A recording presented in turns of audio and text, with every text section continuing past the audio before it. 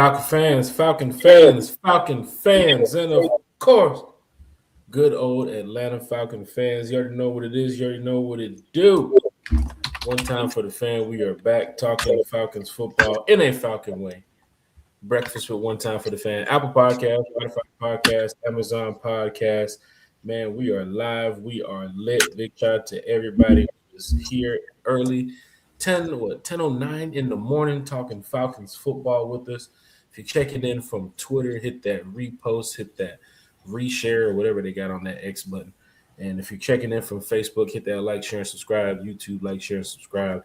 Tag your Falcons friends. Tell your Falcons family we are live. Once again, we are live. T-Will, once again, we are live. Holding it down with my good friend, former ATL Sports, One Time for the Fan, T-Will. How goes it, my friend? All well? Feeling good. Looking forward to these moves our Atlanta Falcons are going to make. I'm damn well looking forward to these moves that the Atlanta Falcons will make. It's glad to be back here on the podcast talking Falcons football. Falcons fans talking Falcons football on a Falcons Friday. As you already know, One Time for the Fan, from the fan, for the fan. And T-Will, it's going down in a major way. Last time we talked to you all, some small news from the Atlanta Falcons, not too much major news from the Atlanta Falcons, but we'll get into that shortly. What we're going to be talking about today on the show, Falcons' new uniforms. We have an official date from the Atlanta Falcons. New swag, new merch coming out too as well. One Time for the Fan, we got our new merch dropping this summer too as well. First ever One Time for the Fan merch dropping this summer. That's going to be actually pretty cool. Falcons get new uniforms. One Time for the Fan dropping merch too as well. It's going to be a glorious year here for Falcon fans and for everybody that's tuned in watching here on One Time for the Fan. Thank you all for just supporting One Time for the Fan, for everything that we got going on, and just remaining to be as positive as you can as a Falcon fan, especially during this time and era with the Atlanta Falcons. But T-Will from ATL Sports, One Time for the Fan, man, I haven't spoke to you on the podcast in almost a few days now. Of course, we speak all the time offline. But I got to ask you, man, for the fans that don't know who T-Will is or just want to find out a little bit about you, man, how's everything going with the month of March so far? Third month into the year, T-Will. It's time to start putting the Christmas tree back up, man. What the hell? I mean, pretty soon it's going to be, man. These years are just flying on by, you know what I mean? But, hey, man, all is well. Doing well. Hey, just waiting to see what these Falcons do. Super excited about it. Yeah, man. Matter of fact, I want to thank all of the fans in the chat because a lot of our fans are also my fans. So to all of the fans in the chat, thank you guys. I recently hit 1,000 subscribers. So I gotta thank you guys and say I appreciate all of you who subscribed and contributed, and just can't thank you enough. We continue to build that For My ATL Sports 1. Thank you, brother. And I definitely could not have done it without this guy right here who's been like a big brother. Told me, hey, don't do that. Do this. You might not want to do that. Just really looked out for me. So, of course, my success is his success and his success is my success. And we're just going to keep on pushing and going, man, and taking this thing to the top.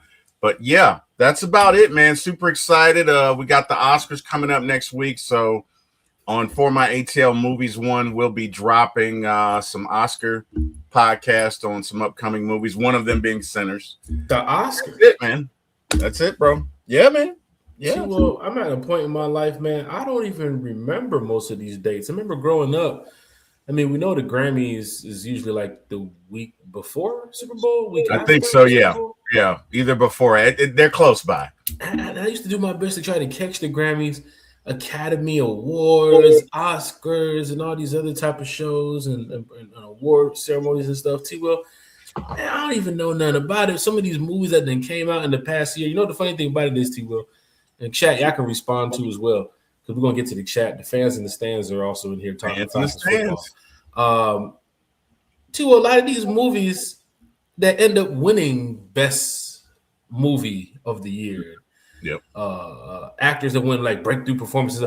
T-Will, some of these movies I've never heard of. Like, I don't understand. They come from like the Sundance Film Festival or they come from South by Southwest down there in Austin, Texas. Next thing you know, they're on the main screen. I remember a couple years ago, there was a movie that won, and it wasn't even talking in the movie. It was like a musical or something. Like, I don't understand how do these movies even get to that level of winning these awards? Now, I will say this: Sinners at one point was the number one movie in America, and Sinners was a good film. Yes, right, it's a great film.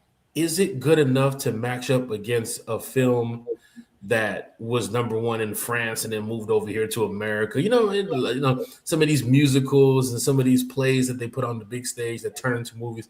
Is Sinners good enough to win, an Oscar this year for best movie? Because I'm sure they're going to put it. I don't have the categories, but I'm sure they're going to definitely put 4 or 5 other films.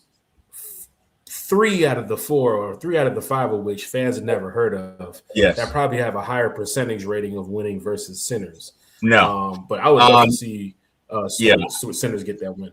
I would too, and not to correct you, but if Sinners does not do a clean sweep, it's a crock anyway. Sinners is hands down the best film of 2025, and if you don't know now, you know.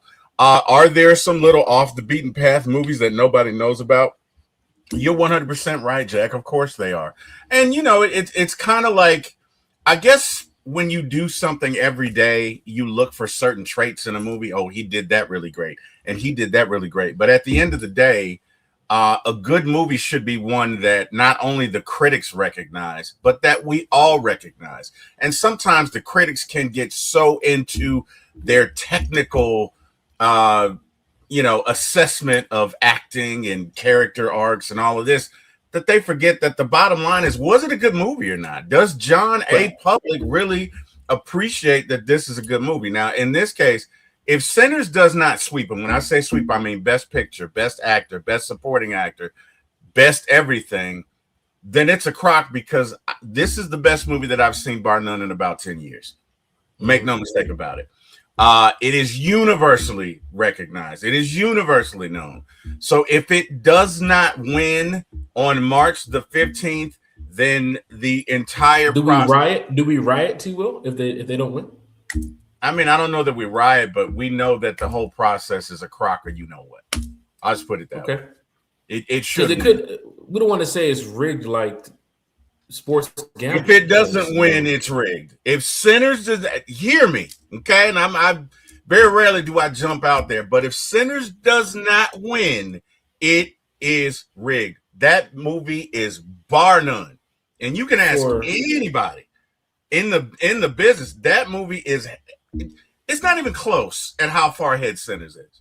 Are you talking like it could be rigged? Like there was a player in the NBA the other night who made 25 consecutive free throws.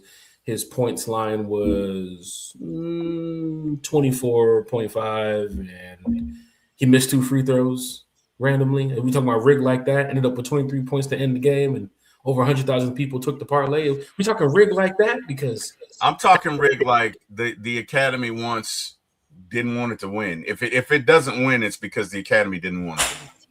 It's not the Academy, it's the Academy. You gotta remember the Academy. The Academy. Yeah. Talking about some of the richest of the richest, the finest of the finest in the Hollywood. The Academy. Big shout out to everybody in the chat, man. The fans are in the stands here talking Falcons football early. Breakfast with One Time for the Fan is live. We are lit, Falcons fans. DSGB Hall is the first comment of the day. Big shout out to DSGB Hall. I know it's a beautiful day out here in Atlanta, probably like 70 plus, maybe going into the 80s. How is it down there at Macon County Courthouse today? I know you're sitting in the trial. Damn. I wasn't supposed to start the show. He's starting early, DSGB. He's starting early. DSGB Hall in the chat. Big shout out to DSGB Hall. Eric Z's in the chat too as well. Big shout out to Eric Z.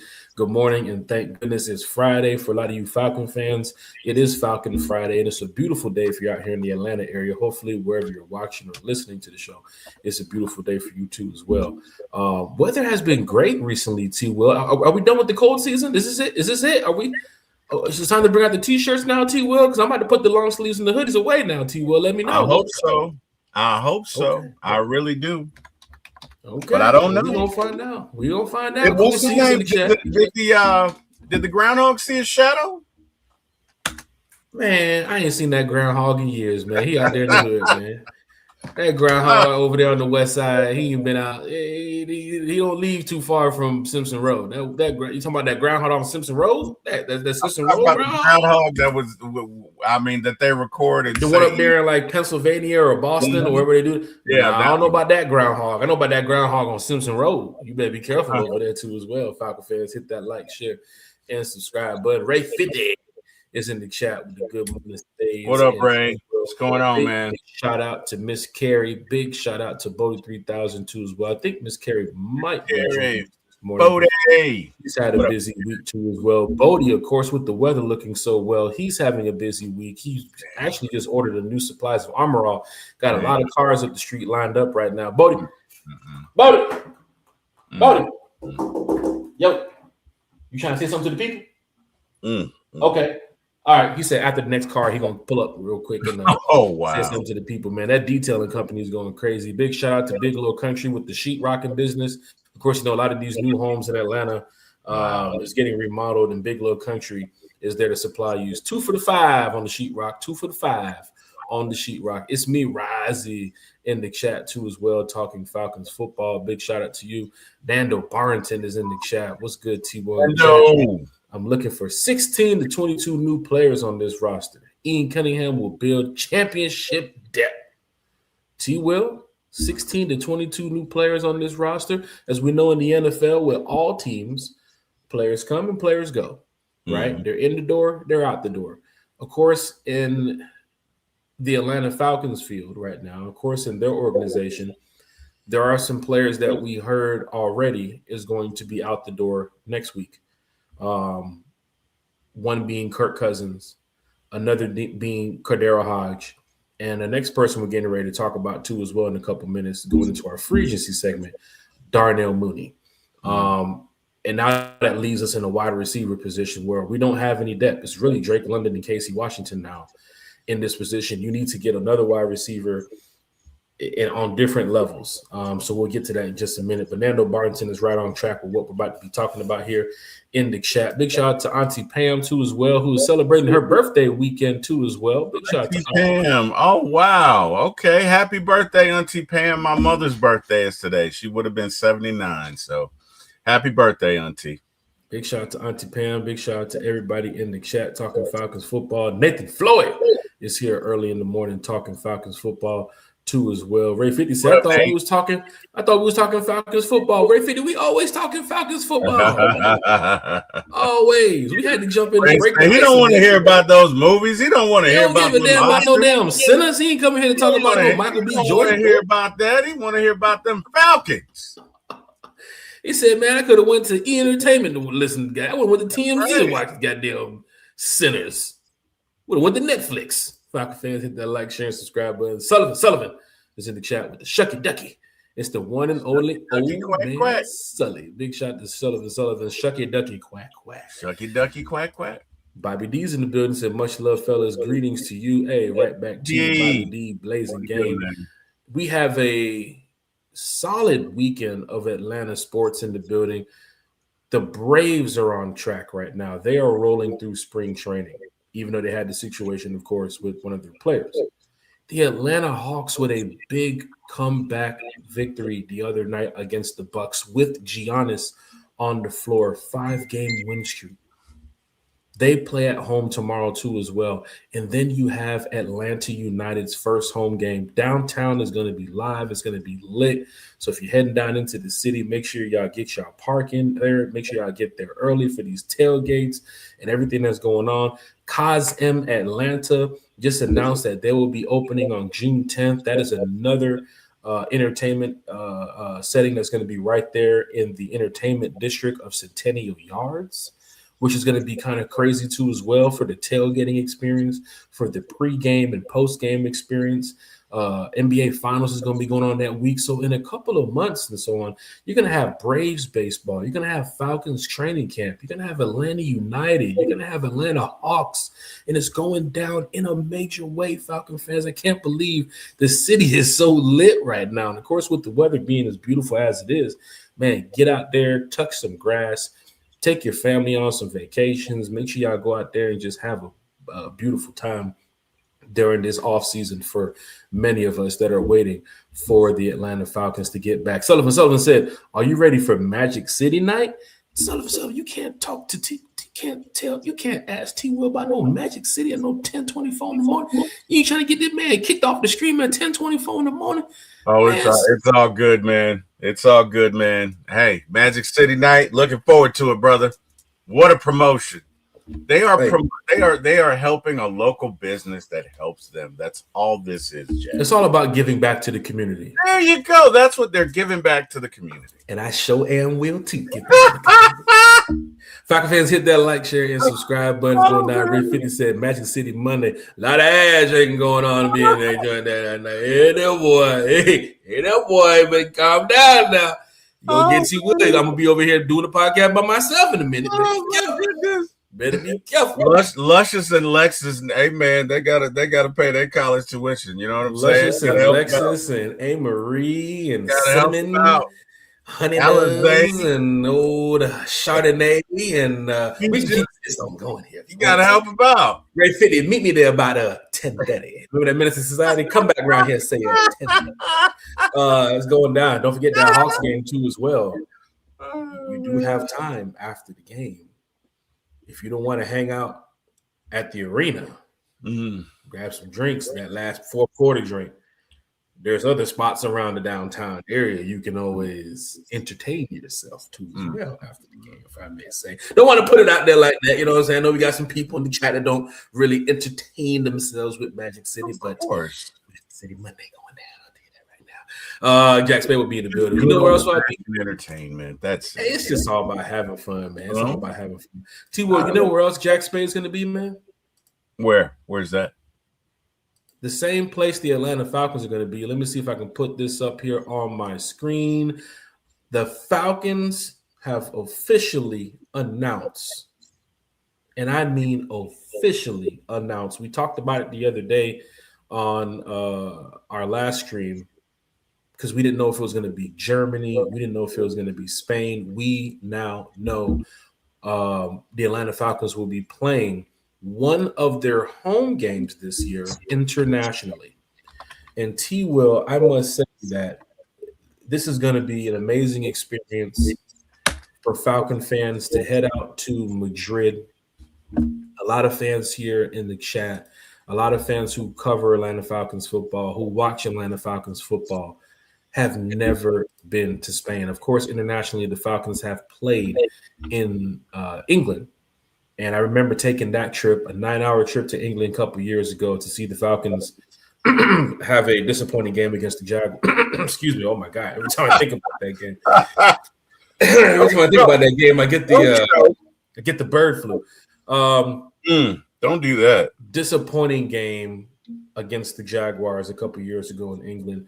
But overall, T-Will, even being out there in that area, getting on that plane, even packing for that trip, right? Checking the weather for the trip, checking my transportation details, restaurants where I'm going to be eating at, sightseeing, places where I'm going to be going for tourist attractions. And of course, back then with the Rise Up Tour, even setting up an amazing party too as well for Falcon fans to come out and have a good time. I'm going to get to more about that in just a minute. But T-Will, we had an amazing experience. Now, the game didn't live up to the overall grade A value that I was looking for because the Falcons did lose. But that was 3 hours of my 7-day trip. You feel what I'm saying? I know we went out there for the Falcons, T-Will, but that was 3 hours of my 7-day trip. And, of course, you know, first time eating the fish and chips and first time eating – you know, some of the foods that England has to offer. How were the fish and chips? And I've heard they're kind of bland. They are kind of bland because they don't do too much of the seasoning, right? And then they charge you for certain condiments and extra seasoning, stuff like that. UK is very detailed with a lot of their stuff, right? They're not like America. You just come over here and just have your certain type of culture, like your lemon pepper wings and your Philly cheesesteaks and your Chicago deep dish pizza. Philly is really, not Philly. England is just really like, don't knock them too as well, but you can get fish and chips at any single restaurant. That is like their number one thing, right? And it's like, who makes the best fish and chips? I've had it at a few places in England. I wasn't. What's the word I'm looking for, T. Will? I wasn't. You weren't wowed. You weren't impressed. Matter of fact, let me just use my sound effects here. T. Will, I wasn't. You weren't wowed. I wasn't wowed over the fish and chips in England. I'm hoping when I go to Spain, I've been checking some restaurants. I've been looking at some things to do. Of course, playing golf is going to be one of the biggest things I'm going to be doing out there. But I've been looking at some things in Madrid that I can get into. And, of course, some of their food and some of their entertainment. And, of course, the running of the bulls, which I hope they bring back in the. All righty, Jack. Watch yourself. But you know what? About the running of the bulls the other day. Yes, it is scheduled in late June, July. Okay. But if they want to switch the running of the bulls for late October, November, when the schedule, you're not 25. You're not 25, Jack. I don't have to be 25. Okay. All right. It's one bull against 2,500. Chad, I tried to tell him. Okay, I tried to tell him. Hey, look, it's one bull against 2,500. He didn't want to listen. He did not want to listen. So hey, if Jack goes out there and Jack, see, well, they're gonna build me a statue. They're gonna build me a statue when I get to Madrid. Yeah, a statue of you with that bull's horn right up your patootie. Just saying, man. Bro, you gotta first off, a lot of people get trampled in those events because they're running from the bulls, Jack. So you not only have to avoid the bull, you got to avoid the people behind. A lot of people don't know just how to run. Some people don't even know how to walk straight. Jack Spade is a runner. I'm a runner. Yeah. Okay. Right? I ran track at one of the finest track and field high schools here in the state of Georgia, which we've been to regionals and county and state a few times. And of course, Jack Spade did grace that list too as well. So I can just let you know right now. How long ago was that, bro? T-Will, that was 20 years ago, but that's not the point. Okay. That's not the point. All right. The athlete is still here. So 4 presidents ago. T-Will, the athlete is here. T-Will, the athlete is here. You weren't about the years. The athlete is here. I'll cook you right now on a 40-yard dash. You want to get out here? I'll cook you right now on a game. You bring your best. You bring your best 6 out there for a 7-on-7. I'll get out there and cook you. I'll cook you right now. And I hope Big Low Country's on your team too as well, because I'm cooking him too. All right? I'm cooking him. You can bring you, Big Low, Craig, Smooth C. Who else in the chat be trying to talk that? I heard Eric Z in the chat the other day say something too as well. I'm cooking all y'all. Bring them out there. There's a football field across the street from Flowery Branch for training camp. I'll cook every single one of y'all with mashed potatoes, gravy, and collard greens on the side. I'm just concerned about your health, man. Look, you ain't gonna cook the bull, Jack. I'm cooking that bull too as well, and I'm wearing all red. I'm wearing all red. Hashtag all red in the chat, man. You wearing all red in the chat for Jack, man. So you gonna make yourself a target for the bull. I'm gonna pull up to that running of the bulls, and I'm gonna give that bull hell. He's gonna realize that's one fast black man right there. I'm gonna tell you right now. I'm gonna give to that bull. That boy has no idea what to expect when I get out there for the running. T-Will, let me tell you something. Because the game is in November, don't let me pull a pregame heist and fly out to Spain early just to check the ground. Because the best time to do it is during running of the bulls. Oh wow! I'm telling you right now. Don't put it on Prize Picks. Don't put a prop up there for running of the bulls on Prize Picks. Y'all see my face. You better take the over. You better take the over.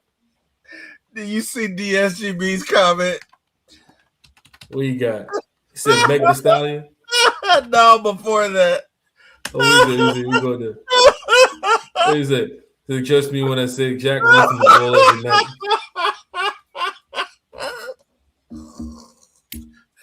Oh my God. Dude, did you see that picture I posted in the chat the other day of DSGB Hall? See, I got him. Got you. Got you. Man. I'm not getting into that. I'm not getting into that. DSGB Hall, man, he's checking in from the West Coast too as well. What up, DSGB? How you doing, man? D Sloan is in the chat too as well. Big shout out to D Sloan. What up, D Sloan? Sullivan said, me and the kids at the Falcons game when we played the Saints at home last game of the year. Oh, I'm glad you had a good time, man. We came away with a big win too as well. Players went crazy. I know we didn't get a chance to make it to the playoffs, but just beating the Saints feels good. Sweeping the Saints feels even better. And of course, T, did you hear the news that Cam Jordan will not be back in a Saints uniform? Oh, crushed. Such a sad day in Norland, baby. Oh, it is what it is. Yeah, hey, man, you see Bobby D have a croissant. You see Bobby D's comment? Let's see, Bobby D said, hey, Jack, what's your remember that movie Along Came Polly? Like, you going skydiving. Skydiving ain't on the list. Oh, man. You're swimming with the sharks. That was on the insurance policy. You're going to be out there. You're going to check my prize picture. Like, Jack is doing running to the bowl? Yeah, I'm doing it. Oh, man. Big side to Sullivan. I'm going to check the picture in a minute if you sent it to one. What up, Sully? What's going on, man? Sent it to my Jack Spade profile. He said he's making mad tacos with his wife and kids. They're cooking. Oh, they cooking? That's how I'm cooking T-Will in that 7-on-7. Oh. T-Will, the former athlete. Man, face that. I used to be that guy. Face that. It's on my. Hey, look. Hold on. D Sloan said, "What in the world, Bo? Oh, yeah. Is Country in here? I'm cooking him too. Y'all better tag him. Tag Country right now on Twitter. Tell him Jack over here talking about cooking you in the 7-on-7. Look, I ain't gonna lie though. If we putting the pads on, Big Country is not the one you want to run into. Jack, you're not gonna get by Big Country because he's gonna stand you up at the line. You saw Country pull that hamstring. You saw Country pull that hamstring in that video. Who's out there? Man, stop it. Look, I tell you right now, running away from Country, that's how you get away. Look, but you got to get by him. Look, let me talk to you like I'm Big Low Country. You got to get by him. Ain't nothing. I ain't worried about that getting past Big Low. But here's the thing: I was at training camp. On you, you're not gonna get by him. I was at training camp last year, right? Mm-hmm. My boy, you better go in motion. What's my boy? Your only shot is to go in motion. He's playing on the line. He ain't lining up against me. Big Low not lining up against me. Okay. Come on, man, dog. But if you're playing running back in a situation where it's tackle football, I'll say this, and this is why I give my prop to Big Low. Berto was out there. My boy Berto. Big shout out to Berto, man. NIL Berto. 95 North. Berto was at training camp, had his family there. We're throwing the football around, right? You was there that day. You was there that day, right? We're throwing the football around. I was there. Yep. Right? Berto throws me a pass. I catch the ball. All I remember is this hit. Somebody came from the side. Boom! Somebody hit me, right? Wrapped me up.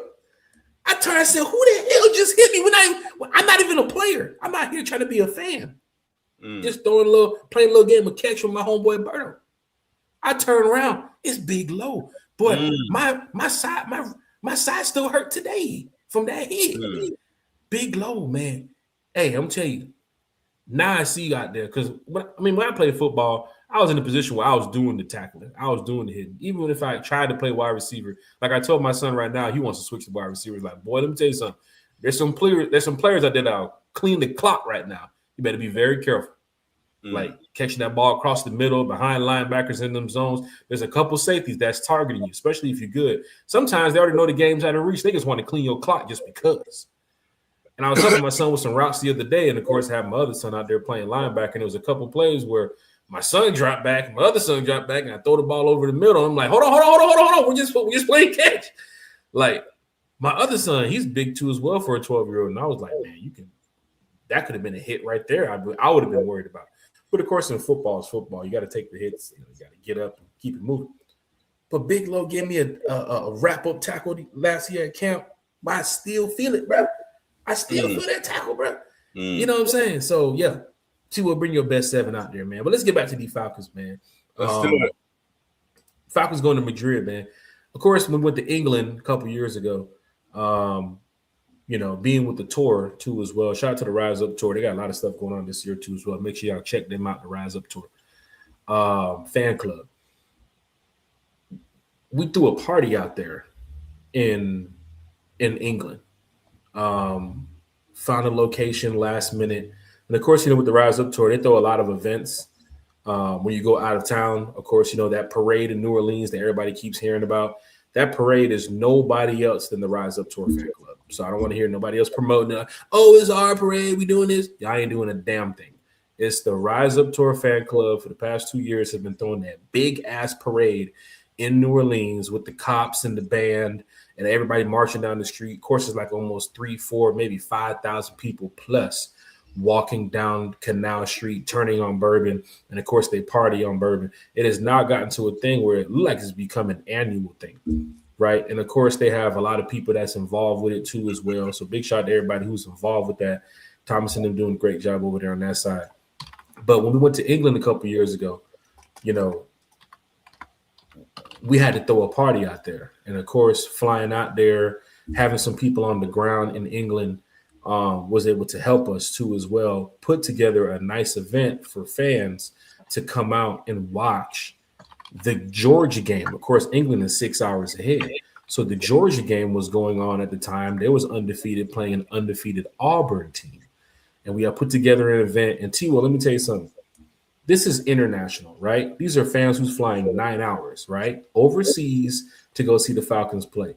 T, Will, we picked a location somewhere in, I can't remember. It was outside of I can't remember what area it was. Suffolk. I think it was Suffolk, some area in England where we had some people around that knew the area, knew what was going on. T. Will, when I walked in that building, T. Will, and this is a party that I put together with some other people. When I walked in that building, T. Will, I couldn't find a place to sit. The amount of Falcon fans in that building to watch the Georgia game was just unimaginable. And here's the thing about it, T. Will. Our contact in England, who set everything up, who worked with us to take care of it, because we wasn't flying overseas to do all this stuff. He told the general manager of the building, I need 2 tables for 20 people. That's what he said, T. Will. I need 2 tables for 20 people. T. Will, when I walked in there was over 400 people in the building. Wow. Food, drinks. At that time, the Falcons social media administrator was there too as well. But her family, her friends. Of course, we had a lot of player family too as well that was in the building. Because a lot of times when you go overseas and you throw these parties and you get it out there, people are wanting to have a good time wherever you are, because we're not in Atlanta, right? We're not at the Mercedes-Benz. Of course, when it comes to these home games, you can easily meet up with your friends at a tailgate. You can meet your friends at the restaurant downtown, at 5 Points, at the MARTA. When you go overseas, it's a little bit different. When you go to out-of-town games, it's a little bit different. And so just having that event right there has been crazy because, people's always asking for the next event and all that other stuff. So, of course, the Rise Up Tour is doing a good job taking care of that type of stuff. I have been asked, and T-Will, you asked me the other day, you talked about this with me, am I doing something in Spain? Damsky tweeted me the other day. Y'all know Damsky. Everybody loves Damsky. Damsky tweeted me the other day, and a couple other people reached out to me like, Jack, are you doing something in Spain? Are you doing something in Madrid? I am not yet to confirm anything. A lot of people want me to look into that. I reached out to a DJ who's going out there, and the DJ said, yeah. I said, man, if we do decide to put something together, we'll talk about it. But this is going to be something for all Falcon fans to have a good time and just enjoy themselves. That's the biggest thing about going overseas and going to these away games. Just enjoy yourself. You put on these events and having a good time just to relax and chill and kick back. But I haven't confirmed everything. I haven't looked into anything. But I know some people reached out to me like, man, you going to do something when you go overseas? Because there's going to be a lot of fans going to Spain. T-Will, even in today's time that we're dealing with, there are still a lot of fans wanting to go to Spain. It is going to be crazy. Now I know you, T. Will, you don't fly. I do not, sir. I do not. So I was thinking, if you get on horseback or if you start walking now. Hold on, T. Will. T. Will, see where I'm going with this? If you get on horseback or if you start walking now, you will make it to Madrid by kickoff, right? It's possible. If I start walking now? Yes. Have you seen me? I'd have had to start walking in October of 2025. T. Will, hear me out. You can get there. You can do it. You can do it, man. Jesse. I'm telling you right now. Do it. You can get there. But T. Will, I got to ask you, man. Falcons internationally heading overseas to go play possibly the Bears, possibly the Kansas City. Bears is coming. What? The T. Will got a covered wagon like back in the old West. Oh, like the Oregon Trail. Help T. Will get to Madrid. Help T. Will get overseas. Hey, man. I don't know. What were you saying, man? I'm sorry. I didn't mean to cut you off. Go ahead. Yeah, I know. We're having a good time, man. How do you feel about the Falcons going overseas? T. Will, we talked about it the other day. Of course, it has officially been announced. Falcons playing. Some people are thinking Germany because of the international marketing rights that we have. But T. Will, they're sending us to Spain.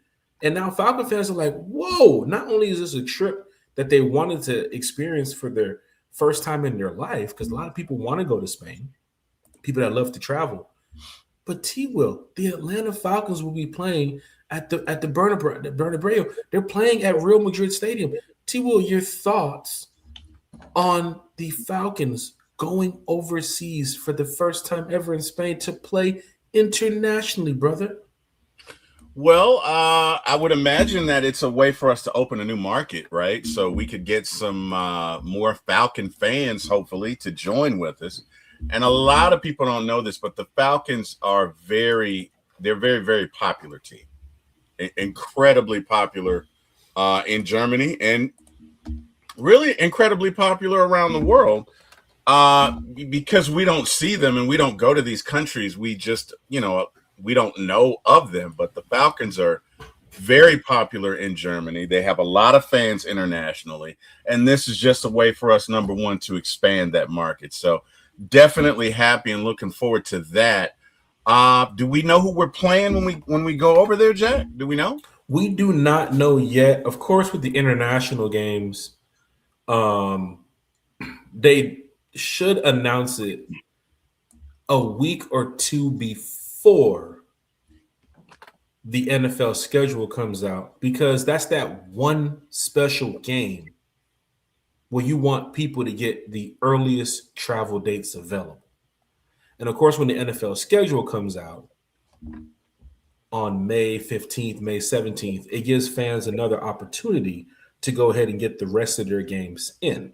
And T. Will, if you can pull up the schedule too as well on your computer over there so we can see the away games and the home games, we can just run over those. We can give a little quick update on just, what to plan for this year for fans that are, kind of in the loop of like, oh, do we play this team on the way? I thought we played in Green Bay. No, I thought we playing in Chicago. Chicago could be a team that we're playing against in Madrid.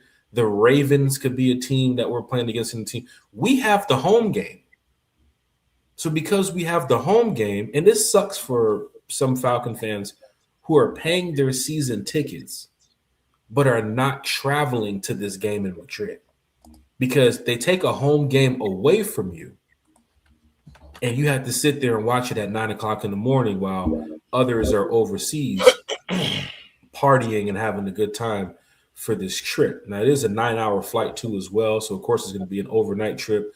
Most of those international flights are going to leave around, I think when we went to England for that game, we left around like 10 o'clock at night. And by the time you fall asleep and wake up, you're in England, right? You're there. You know what I'm saying?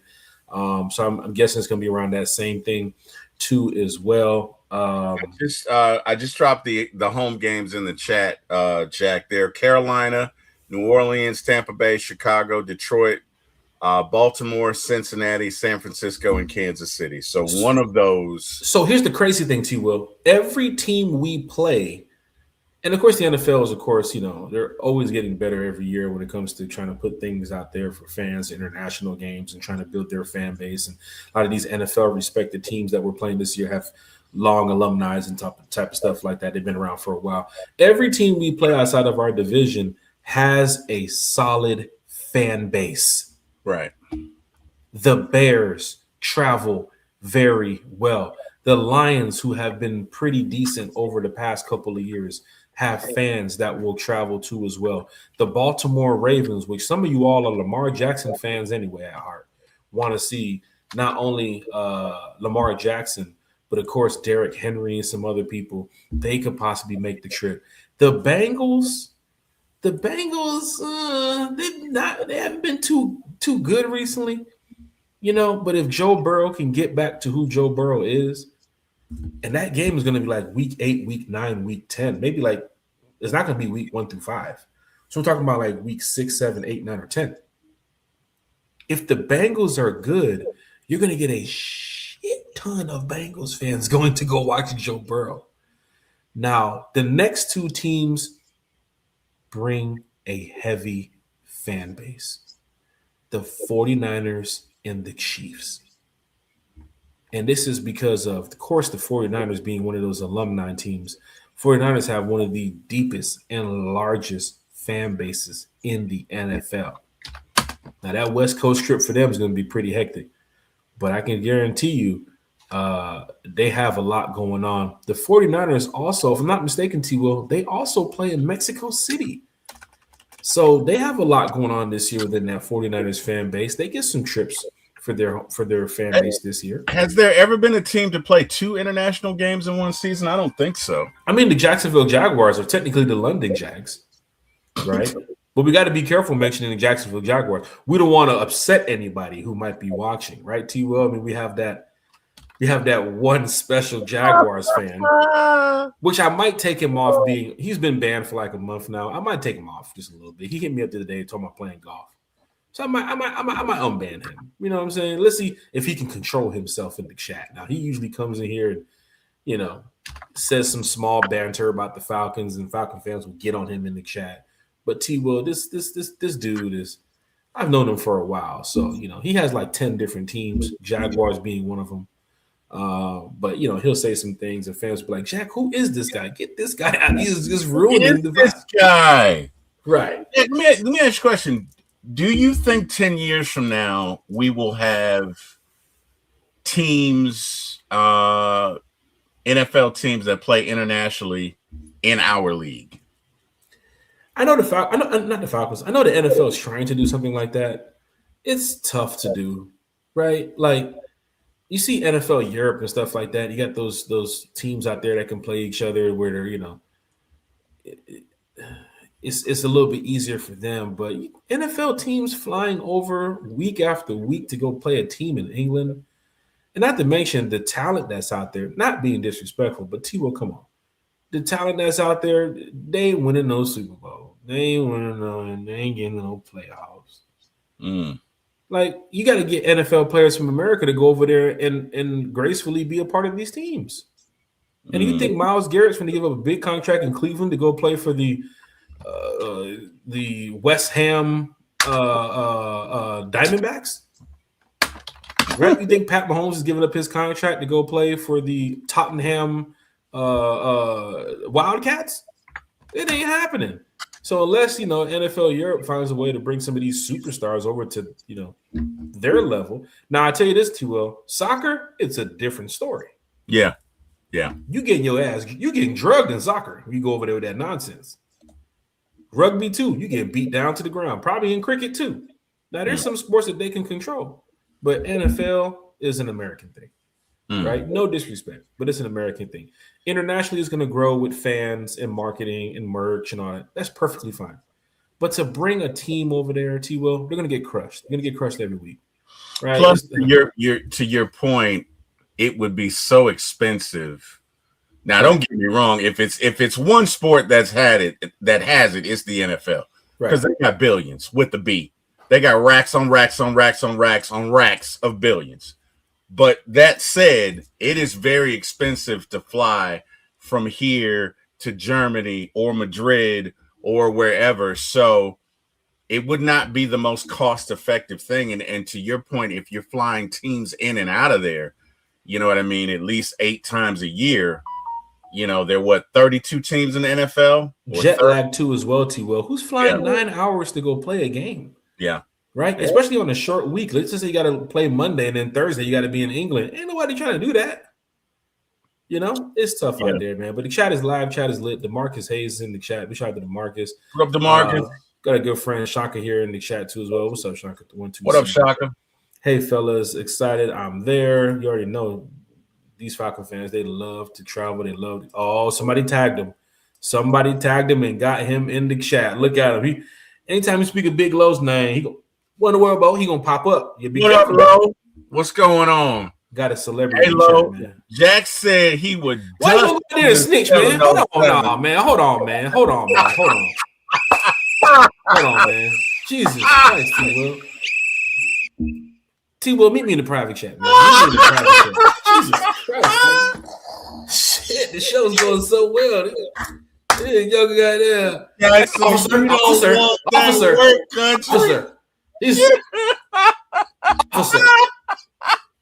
You stuck on my damn ship. You stuck on my damn Nike Presto. Officer. Soon as Big Logie in the chat, officer, the one in the world, officer. I'm blowing the whistle on T-Will. Now look at Big Low, what Jack say. Look at Big Low blowing the whistle on you, T-Will. Jack said, you don't want this work on 707, Low. He said he gonna dust me. Hold on, T-Will. Look, let me hit the mic like the referees too. Hold on. Let me hit the mic. Oh wow. Personal foul. Snitching on the co-host. 15-yard penalty, automatic. First time. Oh man. Big Low. We were talking about lining them up. We were talking about lining them up in the 7-on-7.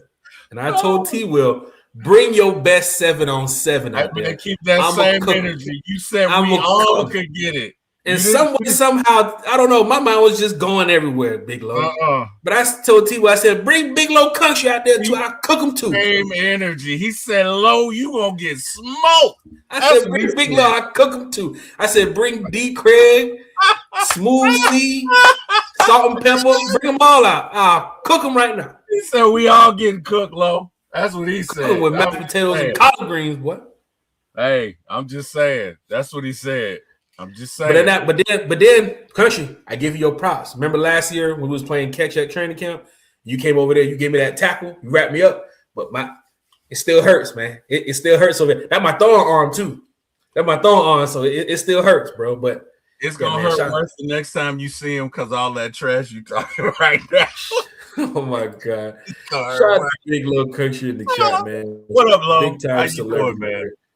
What's going on? Fan base community. T-Will, we had a good time talking about the Atlanta Falcons going to Madrid, man. Let's talk about a tough time here for the Falcon fans. We don't have a number 2 receiver. We gotta put out one ads. Hey, have you played receiver? We're gonna be on Craigslist in a minute. Anybody have any receiving? We're gonna be on LinkedIn. We're gonna be on LinkedIn. Hey, have you played receiver? Can you run a 9 route? It's going to be one of those Instagram posts when you're scrolling and it says, click here if you want to play for the Atlanta Falcons. No, we don't have a number 2 receiver. The Falcons, run the route 3? How about that? Right. A couple curl routes, a couple slant routes. Falcons are going to be releasing Darnell Mooney, man. I know it helps with the cap situation, but T-Will, Drake London, Casey Washington, the only 2 receivers left on the board here for the Atlanta Falcons. Drake's payday is coming up too as well. This takes us into our free agency needs with the Falcons needing to go after a wide receiver. Now, I know the wide receiver market is very slim, similar to the quarterback market. I think the biggest name receiver that's in the free agency market, and of course, there could be a couple more too as well. Mike Evans is one of them. Deebo Samuels is one of them. Stephon Diggs recently got released too as well. Tyreek Hill is in the market. But these are players that are going to get a little contract, right? T. Will, like Mike Evans, even for his last year of his career, he's going to get a small little bag. Not to say he's going to be the overpriced player in the league, going to reset the market in the free agency. But Stephon Diggs might get a little bag. Tyreek Hill, still for his performance of what he can do, his ability, should get a little bag. Alec Pierce, Debo Samuels. Then you have your Kendrick Bournes, right? You got the Boudier guy from, I think, San Francisco, who's going to be available to, or 49er, or no, Patriots. I can't remember what team he's on. I think he's on the Patriots. Mm-hmm. But T-Will, the wide receiver market is very slim. It's leading Falcon fans to believe that with the number 2 pick in the draft, I'm sorry, not the number 2 pick, that the second round pick in the draft, we can go wide receiver. T-Will, when it comes to free agency needs, how does your free agency board look compared to others? Is it a day one thing for you next week where you're resigning players that you need? Or are you going after the free agency players first because you do need a wide receiver? Is Clark Phillips coming back? Billy Bowman's injury, does that scare you to a level of you need to go get another cornerback? Of course, we need to get a big pretty in the middle, as you guys say now too as well. Big pretty. How is this going to level up to other teams that are looking after these players and the quarterback too as well, the backup quarterback, the bridge quarterback, whatever situation goes into that, T-Will, we have to look at what are you doing free agency, because this number 2 receiver situation it's not looking good for the Atlanta Falcons right now. Of course, next week we can say something differently when the market opens. But T-Will, right now, it's just Drake London and Casey Washington on your roster. What you think, bro? That's tough, man. That. I mean, no wire, nothing. Hey, guys, I know I'm in Publix. Any of you guys play football? No? Yeah? Okay. You look like, what are you, 6'5"? You look like you could run a go route. Come on. There's a video of a guy doing that, going up to some of these like younger kids in the market, like, hey, you want to play on one of the best AAU football teams in the country? Come on, man, we'll fly you out there. Like, we ain't trying to do all that now. We ain't going to Walmart looking for that. Oh, yeah, he bagging the hell out of them groceries over there. Hey, man. Let me hit you real quick, big dog. Hey, man. You trying to play for the Atlanta Falcons? No, we need some receivers, bro. No, in all seriousness, I mean, we could go. You know what I mean? It first and foremost, is the draft deep in receivers? Can you get a starter in the second round? That's number one, and I don't know that I can answer that question. If you draft well, yes. There are some solid receivers right now going into the draft. Okay. I know that Ian Cunningham said that he wanted to build within the trenches. So I don't know, man. I don't know that that's on brand with that, but I mean, again, we have 2 receivers right now on the roster, so you may have to make an exception. I don't know. I think if the Falcons go after free agents, and I think they will, they won't be big name free agents because you can't afford that. You got to sign Drake next year, right? You got some holes you need to fill. So I don't see the Falcons going after anybody that you named. Maybe Tyreek Hill, although I don't know that he's going to pass the Falcons filter, especially after our past 2. I don't want to say indiscretions, but our past 2 scandals. I don't know that we can afford another one right now. So I don't know that Tyreek Hill passes Falcons muster or Falcons filter or whatever, but I'd say you probably go out and get maybe a second tier receiver or 2 on the free agent market, you know. And you probably also look to draft 1 or 2 or 3 in the draft as well. It looks to me, honestly, I think Ian Cunningham is going to trade back and maybe try and acquire 8 or 9 picks. And from those 8 or 9 picks, maybe you try and acquire 2 or 3 wide receivers, and maybe you sign 2 or 3 wide receivers from a second tier perspective. You're not going to go for the gold. You're not paying anybody $33 million that's not named Drake. But that's how I feel they'll address it. I feel like they will sign 1 or 2 wide receivers. It won't be It won't be any of the top tier guys. It may not be a second tier guy, maybe a third tier guy, but they'll sign 2 or 3 wide receivers. They'll draft some. You got your stars that are here already. You got Drake, you got Kyle, you got Bijan.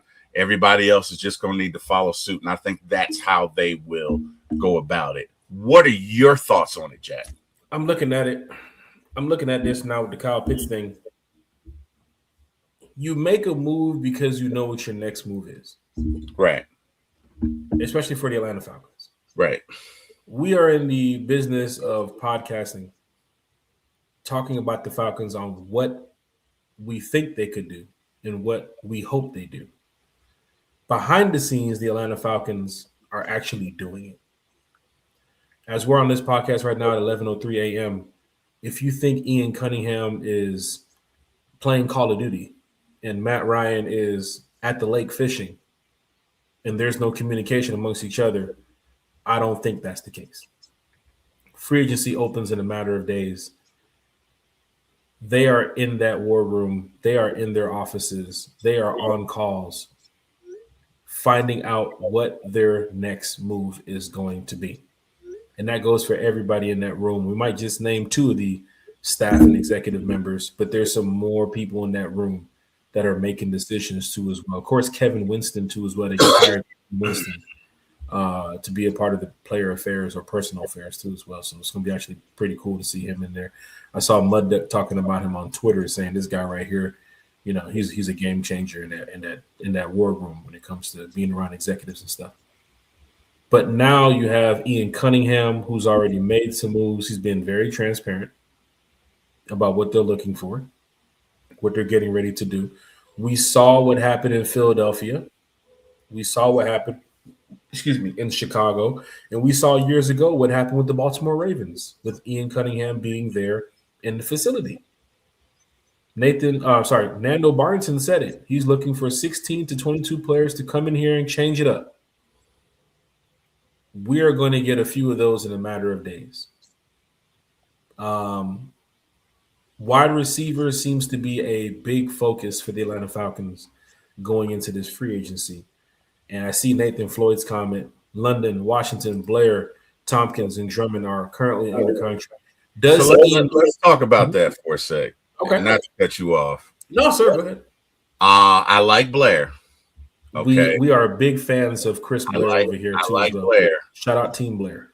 But outside of that, Tompkins and Drummond, I feel like you take a step back.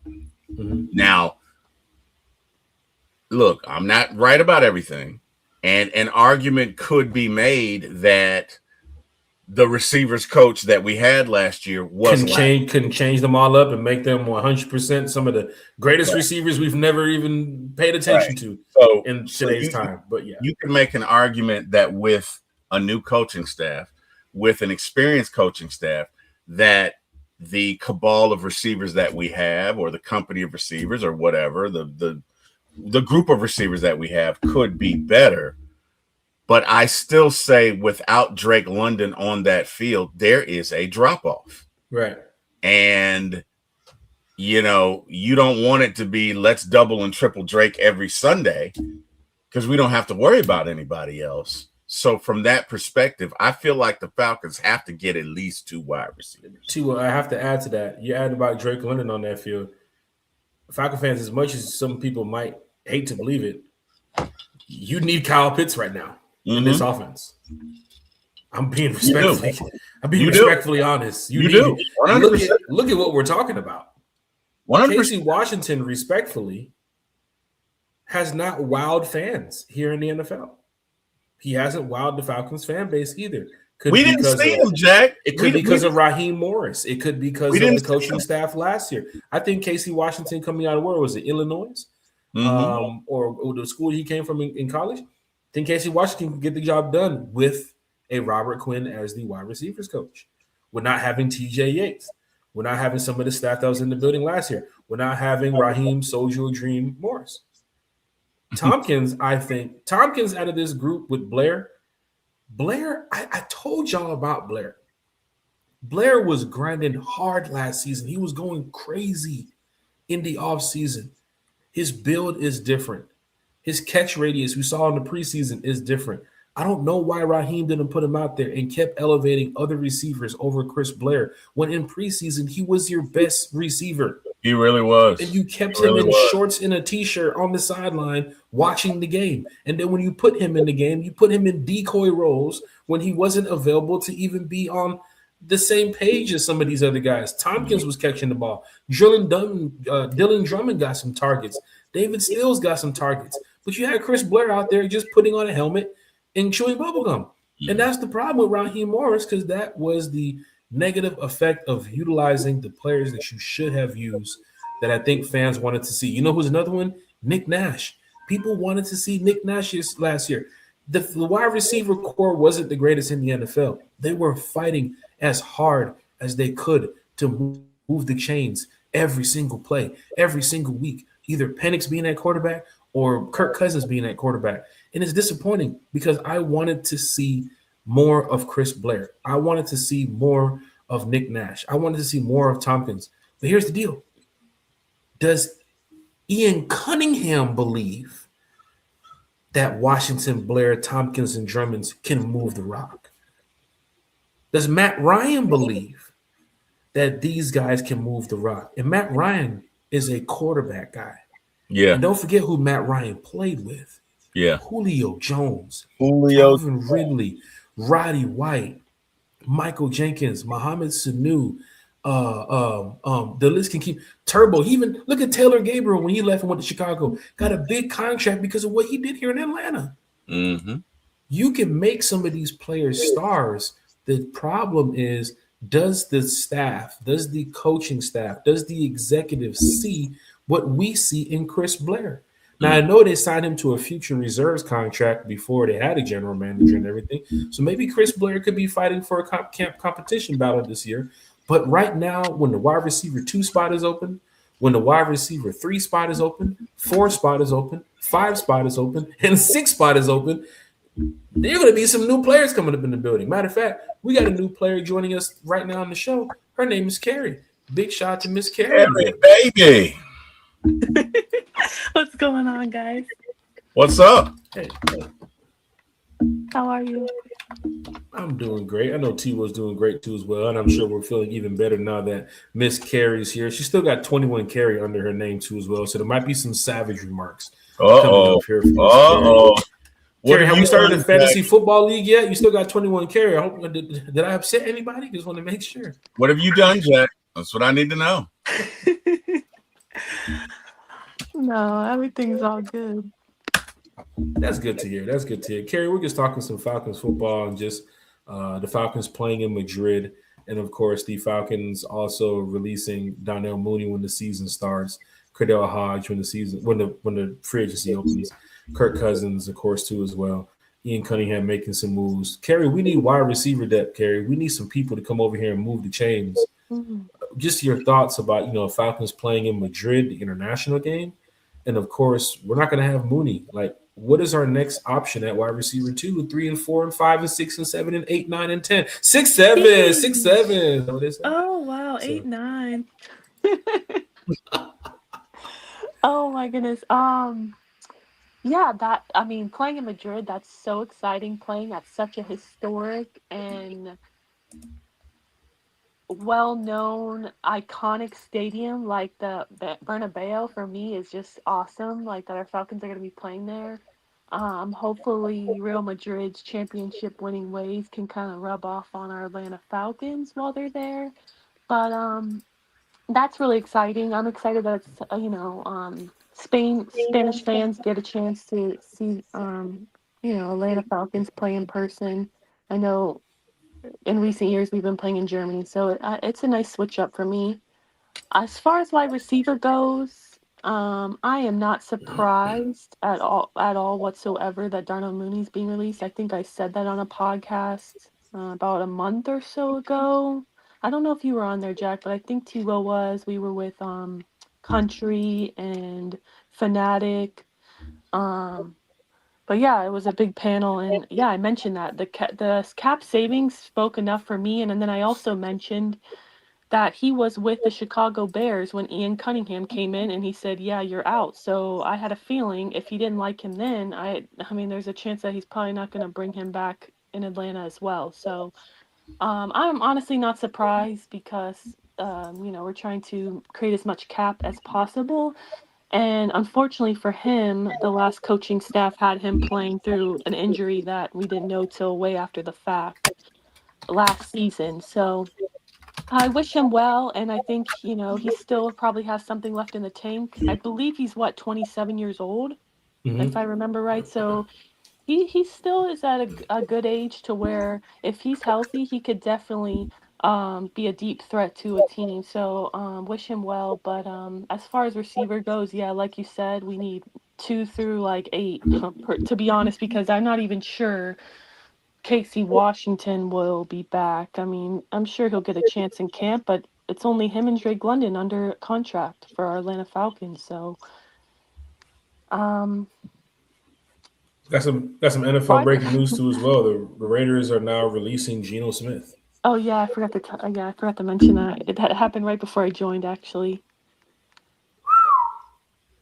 Free agency is almost here, ladies and gentlemen. Almost When here. when Smith. does free agency start? This is March 13th, I believe. I believe March 9th they can start. March. Mm. No, it's March 13th. It's March 13th. So next Friday.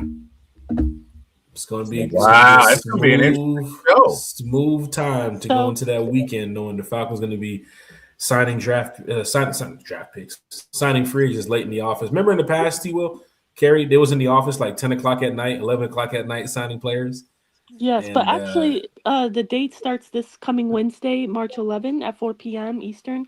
But okay, the legal tampering period begins 2 days before that. So this Monday, um, teams are allowed to start negotiations with free agents, pending free agents. So I think Monday we're gonna start really hearing, things up Monday through Wednesday. So it'll be interesting next week. it So definitely Miss Carey, give me your top three free agents you'd like for us to sign. Oh, put her on the spot. T. Will, I mean, Lord. I would do the Did same she thing just to you, woke Dave. up? Can I she would do get the her same notes thing to together, you. T. Will? jeez, Yeah. maybe Oh, you Carey, I go. forgot to tell you, T. You Will go snitched on first. me earlier.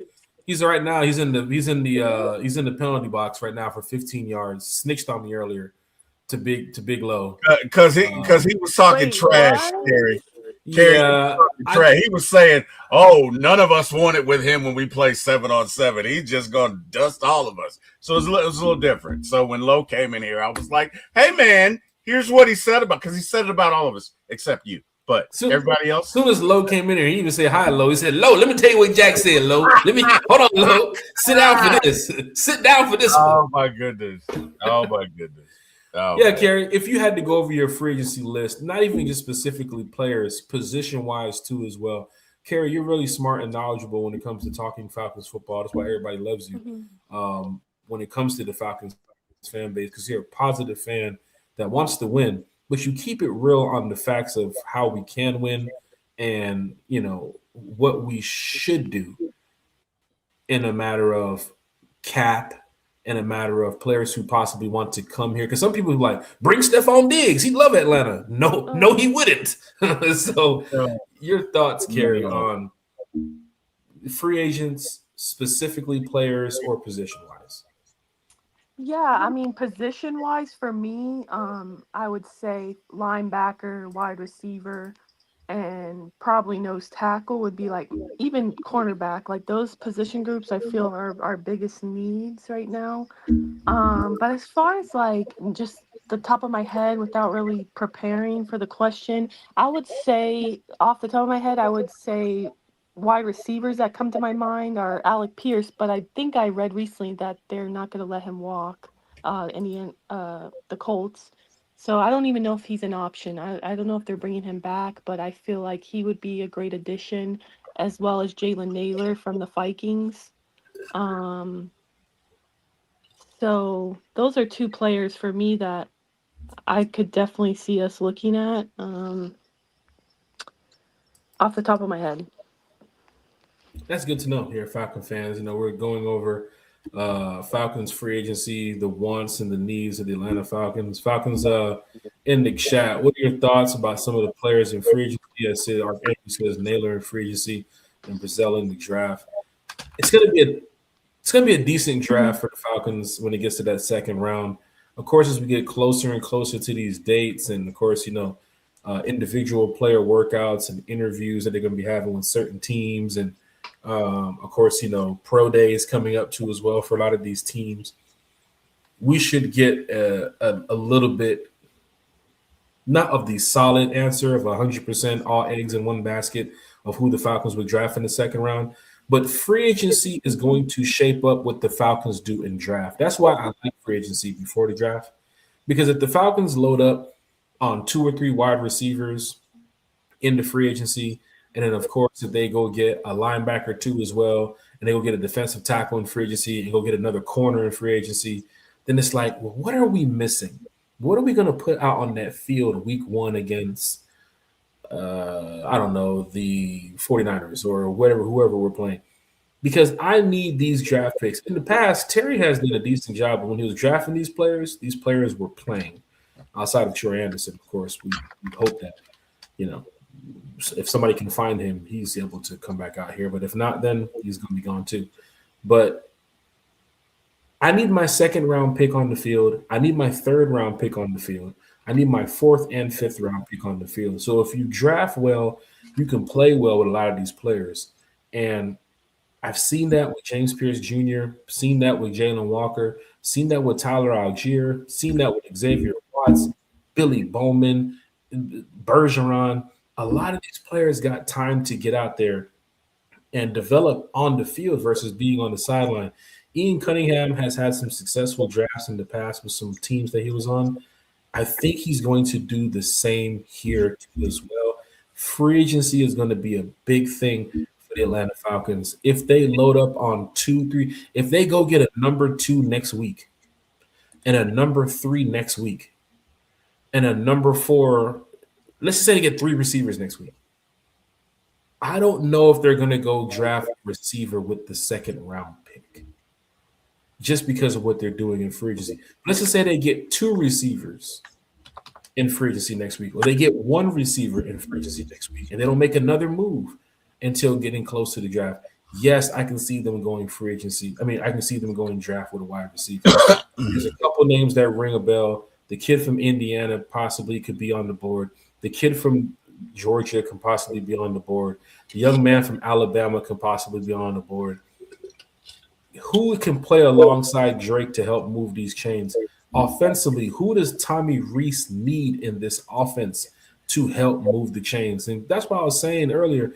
Right now, you need Kyle Pitts. I don't need the Falcons to trade Kyle Pitts because he is a weapon right now. With a Right. new offensive coordinator, with a new head coach, he is a weapon. He was a couple yards shy of 1,000 last year on a season where some fans say that Kyle Pitts fell off. How did So he fall off being a couple yards away? He had two quarterbacks running with an offensive coordinator who didn't even put him as the number one target on the field. I have to ask you, Jack, because this predicament or question was brought to my attention yesterday.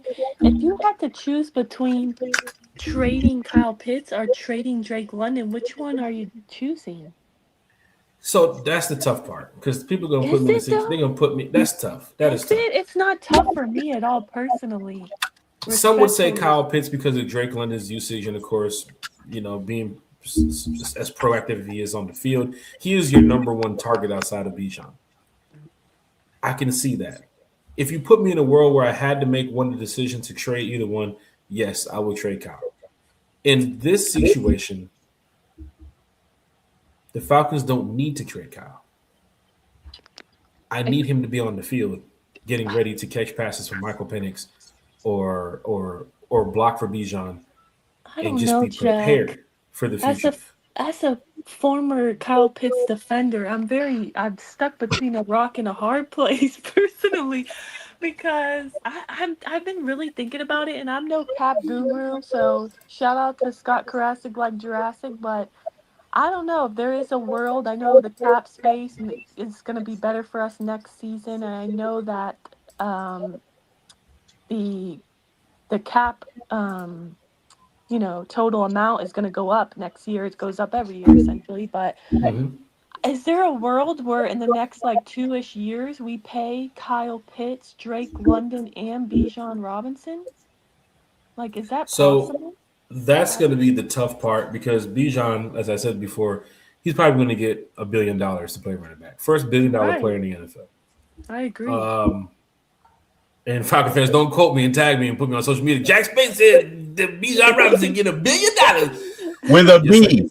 With a B, bro. Nah. No, but I'm with you, Jack. I think he's going to become the highest paid running back for sure. I wouldn't even hesitate. I think doing the extension earlier than later is even better. Right. But yes, Drake London has to get paid. Bijan has to get paid. Is Kyle Pitts? Can Kyle Pitts reset the market at tight end though? No. Well, he should. Right. So hearing the no, and can Drake London reset the market at wide receiver though? Yes. Personally, I don't think he should, but that's my opinion. I think he should get paid like a wide receiver one, but I don't think he should reset the market. That's my personal opinion. When does Jackson Smith and Jigba's contract end? Because he's going to reset the market. That's number one. Justin Jefferson will reset the market. Jamar Chase will reset the market. Yes, Drake London, in my opinion, is top 10. Right. Is he top 3?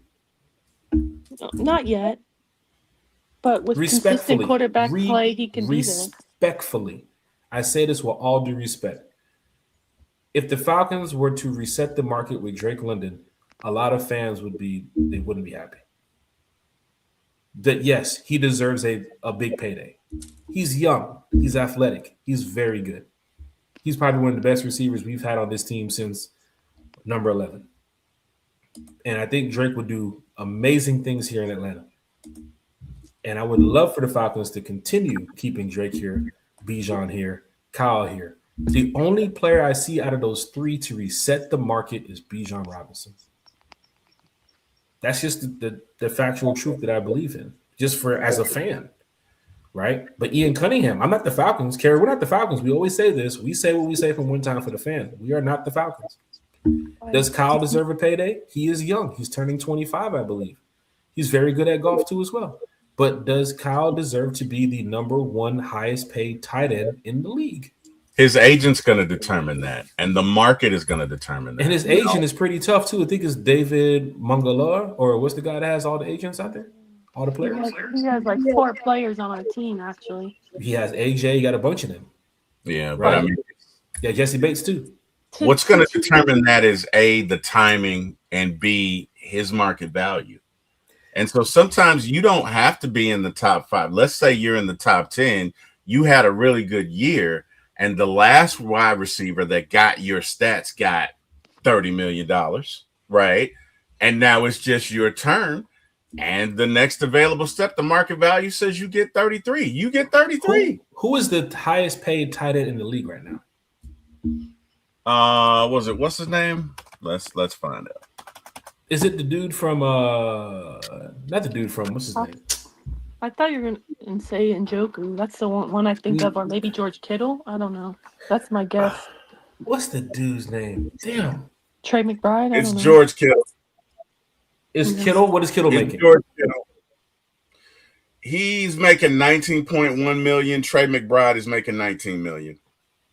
Travis is making $17.13 million. TJ Hockenson $16.5. Okay. Dallas Goedert is at $14.25. So Kyle will probably slide in between Dallas Goedert and TJ Hockenson. He's going to get between 15. Still not the highest paid in the league. Definitely. Well, no, not right now, but that's franchise tag. You talk about salary cap. That's different because now you're negotiating. Because let's say the Falcons don't want to give him $20 million. Okay. As they shouldn't. He's nowhere near respectfully George I'm not saying they should, Carrie. I'm not. I know you're not, but I'm just putting that out there. You know, but here's the funny thing, Carrie. Another team, you see this all the time in the NFL. Teams are going to overpay. As we say no, another team says Cunningham. yes. I'm hoping he's. Maybe I'm blindly following him, but I truly feel like we're in good hands with him Right. as our new GM. Right. And here's the thing about it.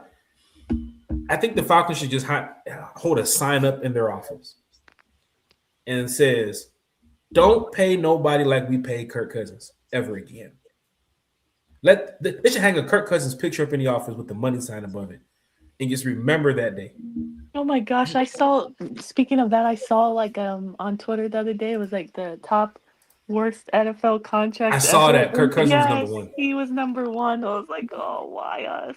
You can't get into this contract battle when you know down the line you might renegotiate and restructure some of these players' contracts anyway.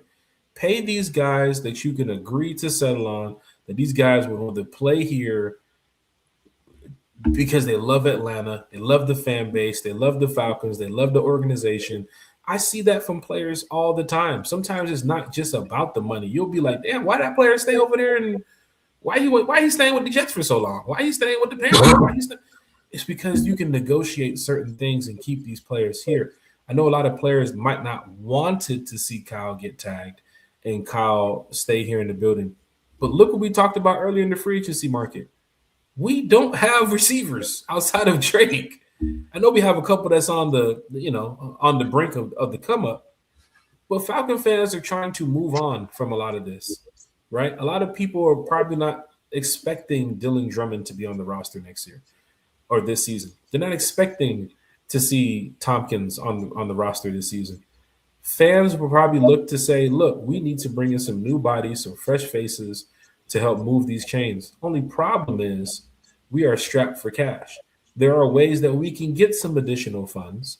Ian Cunningham has to cook that up. That's why I'm hoping he's not at the house playing Call of Duty, shining up his Jordans, because he has a lot to do.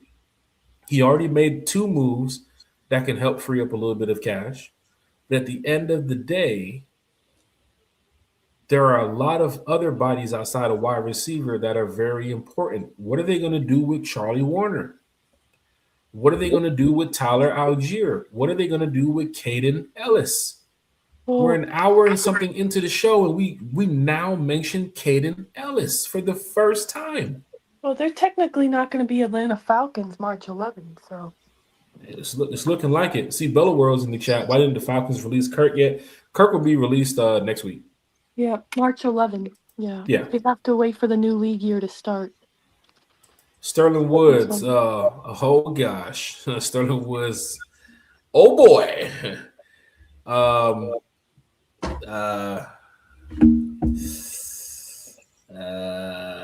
T. Will, questions for you, Sterling Woods. He got a question for you here.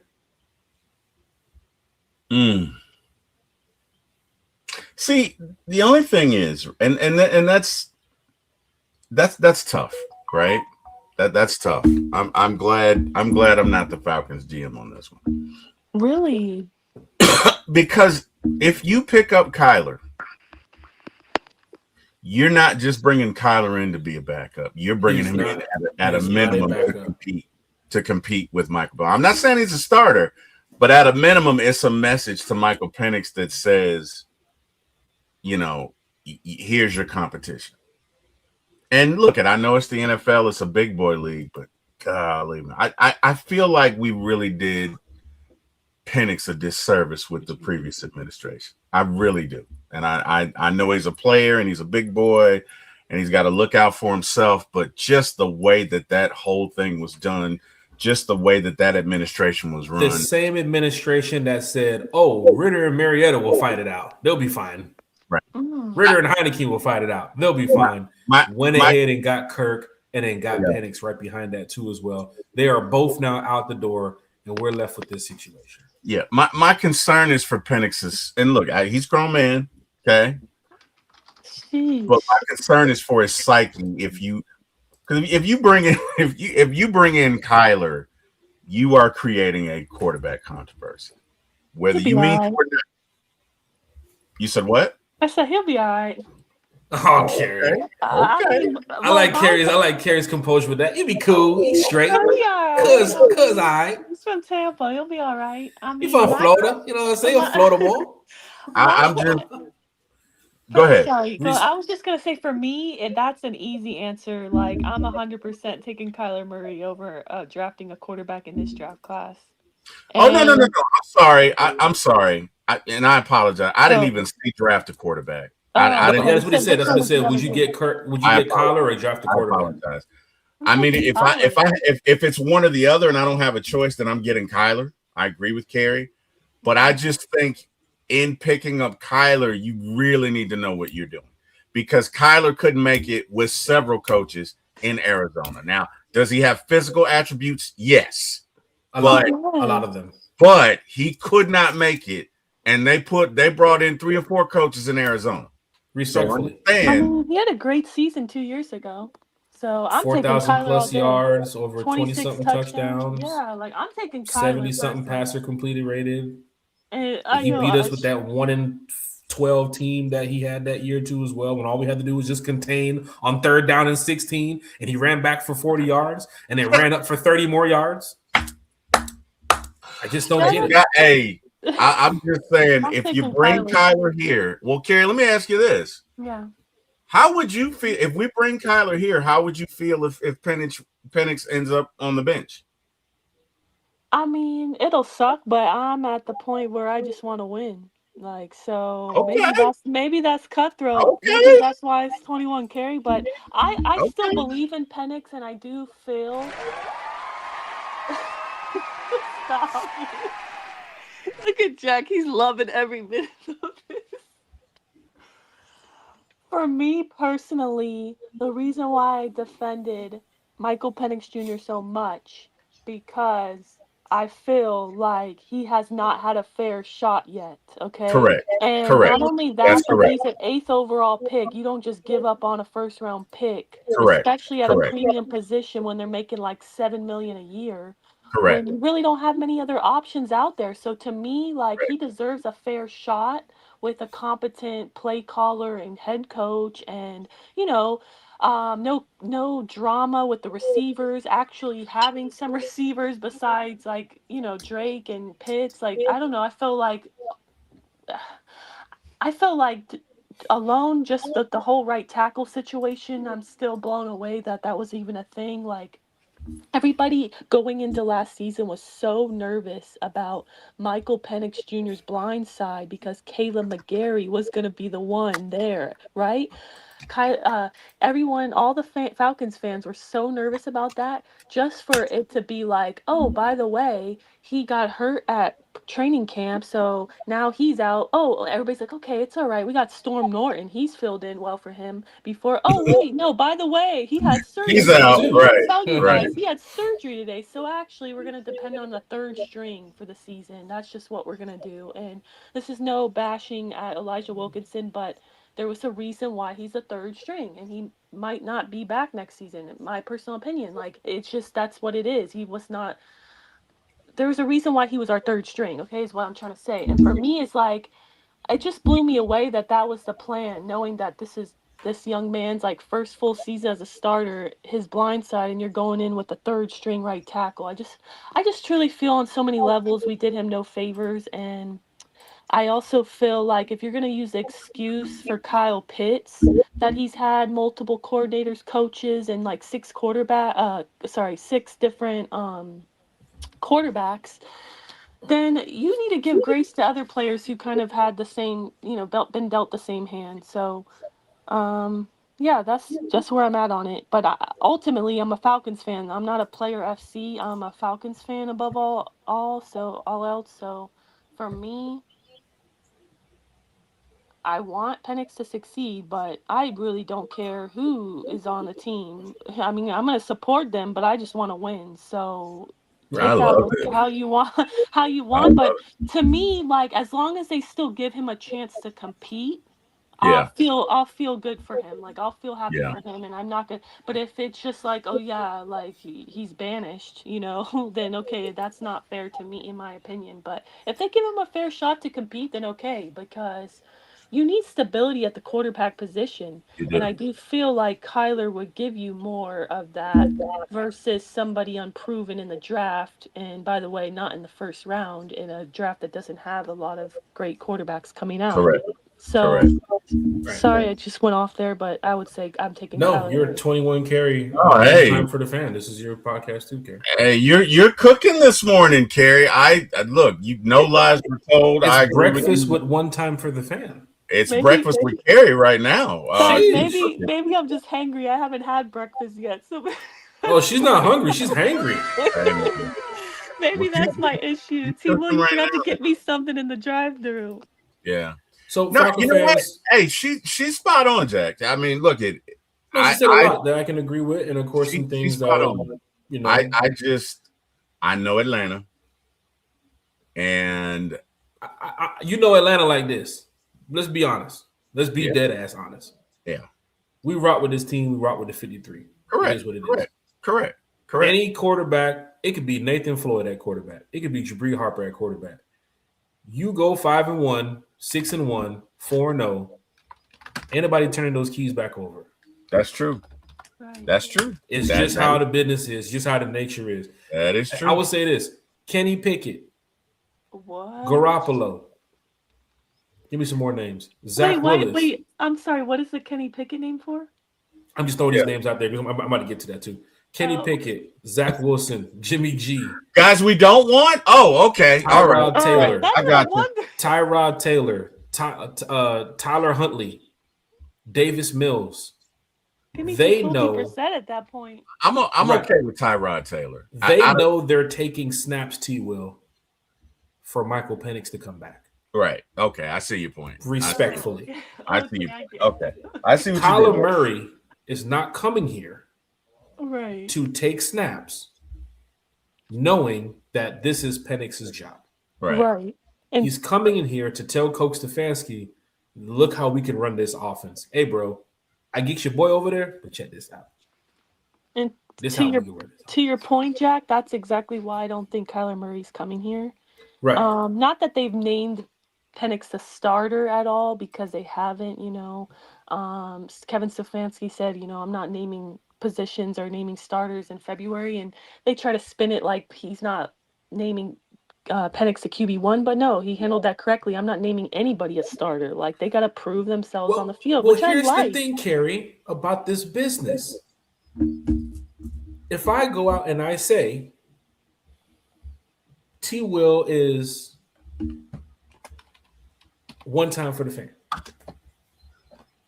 Mm-hmm. He is one time for the fan. He is one time for the fan. And you catch me on another podcast, or you catch me speaking to people saying, well, I don't know what T. Will's decision is. What? You feel what I'm saying? Wow. I'm just putting it out there. I I'm just using T. Will too. I don't want to make you the I know. I I'm mean, just shout out messing to with T. Will, but You're not the Jimmy Lake in the situation, T. Will. I'm just trying to throw you in the I middle. know. I'm just messing with you. Go Shout ahead. out to T. Will, but I don't get the correlation. Because in this business, when you're saying certain things on air, when you're saying certain things live, when you're saying certain things to the media and the fan base, we're taking notes. We are remembering this stuff. You previously said in other interviews that he is your guy. Okay, I'm going to have to go back. I'm going to have to say something right there. When did Kevin Stefanski say that? He never named him his guy. He said he believes in him, and he's going to focus on rehab, and that's the priority. But he never named him the starter. I'm sorry.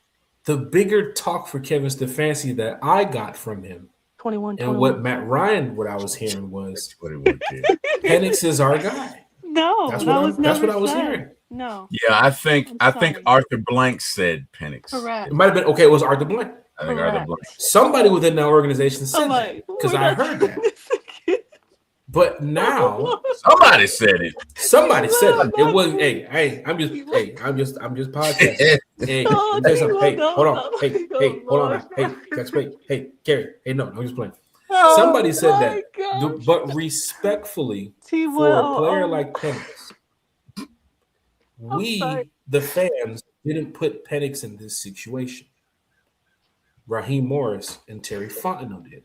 That's true. It would have been much easier to not bring Kurt, draft him at 8, play him, and then when you get to this year, off the goods and the bads, you can make a decision because it's his third year. Right, but that's why They those didn't, guys aren't here anymore because they made a terrible decision, and the quarterback that they among brought others. in front of him is not here anymore either. Terrible decisions across the board, and they overpaid the guy.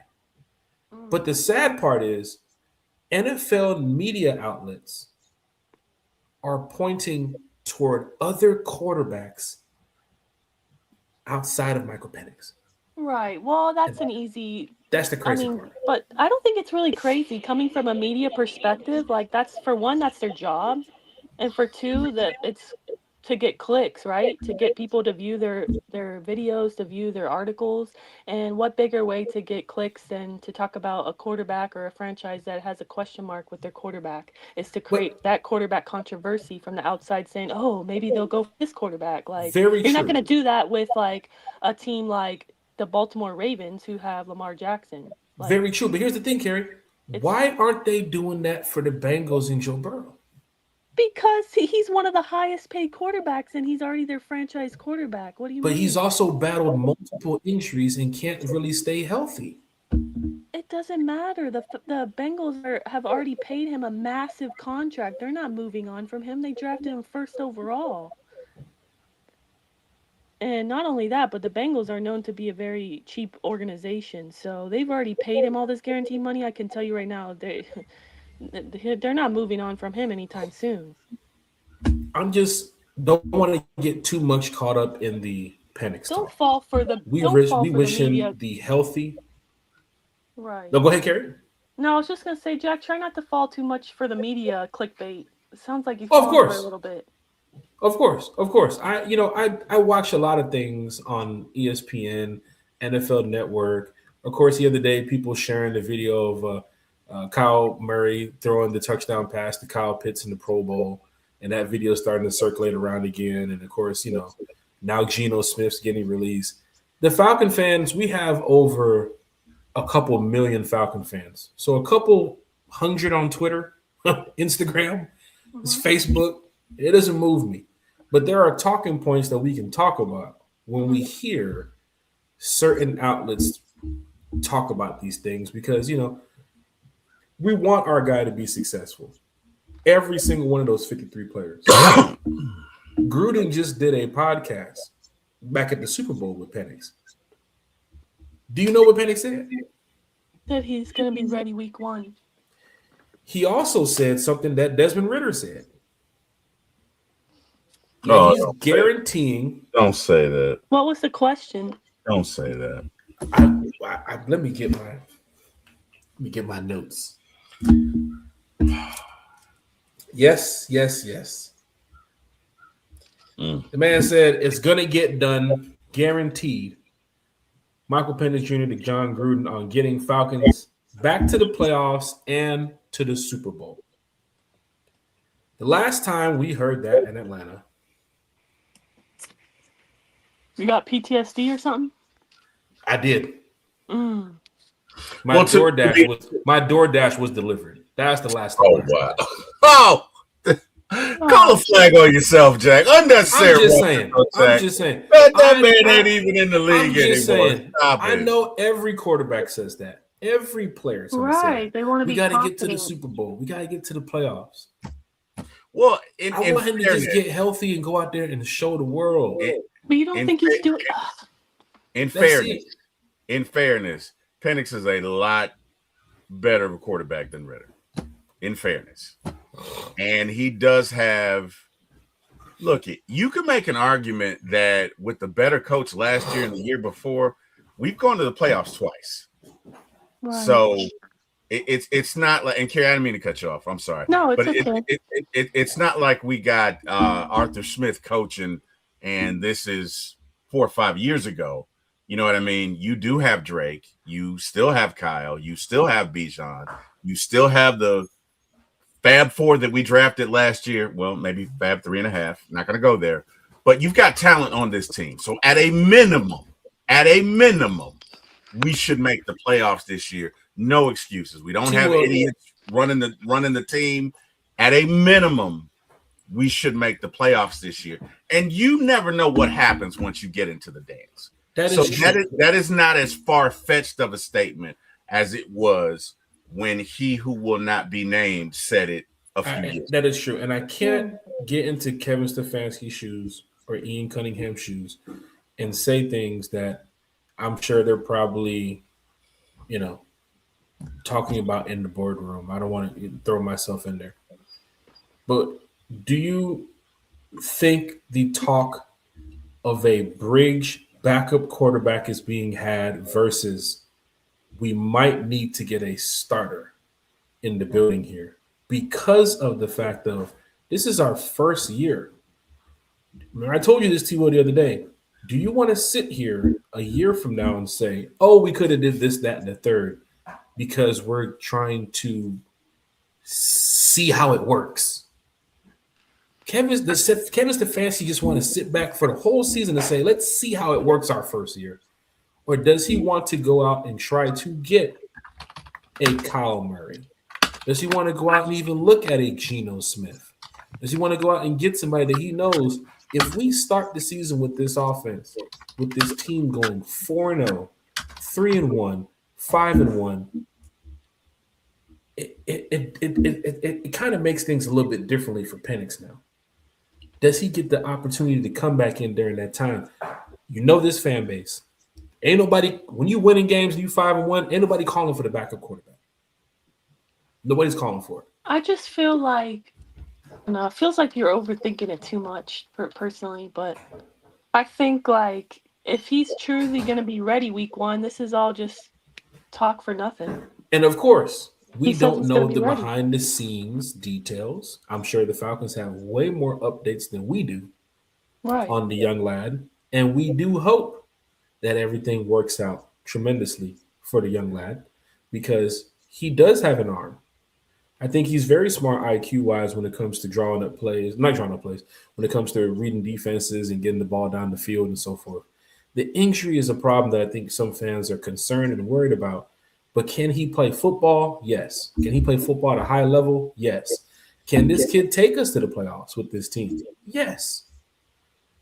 I just want to see it happen because if next week comes and you hear the Falcons have signed such and such quarterback, it's going to trigger a lot of people to say, oh, wow, this could get ugly. And Carrie, I don't think it's going to get ugly. For me, I mean, what do they mean? What do you mean by it's going to get ugly? Like in the sense of if you do go sign Kyler.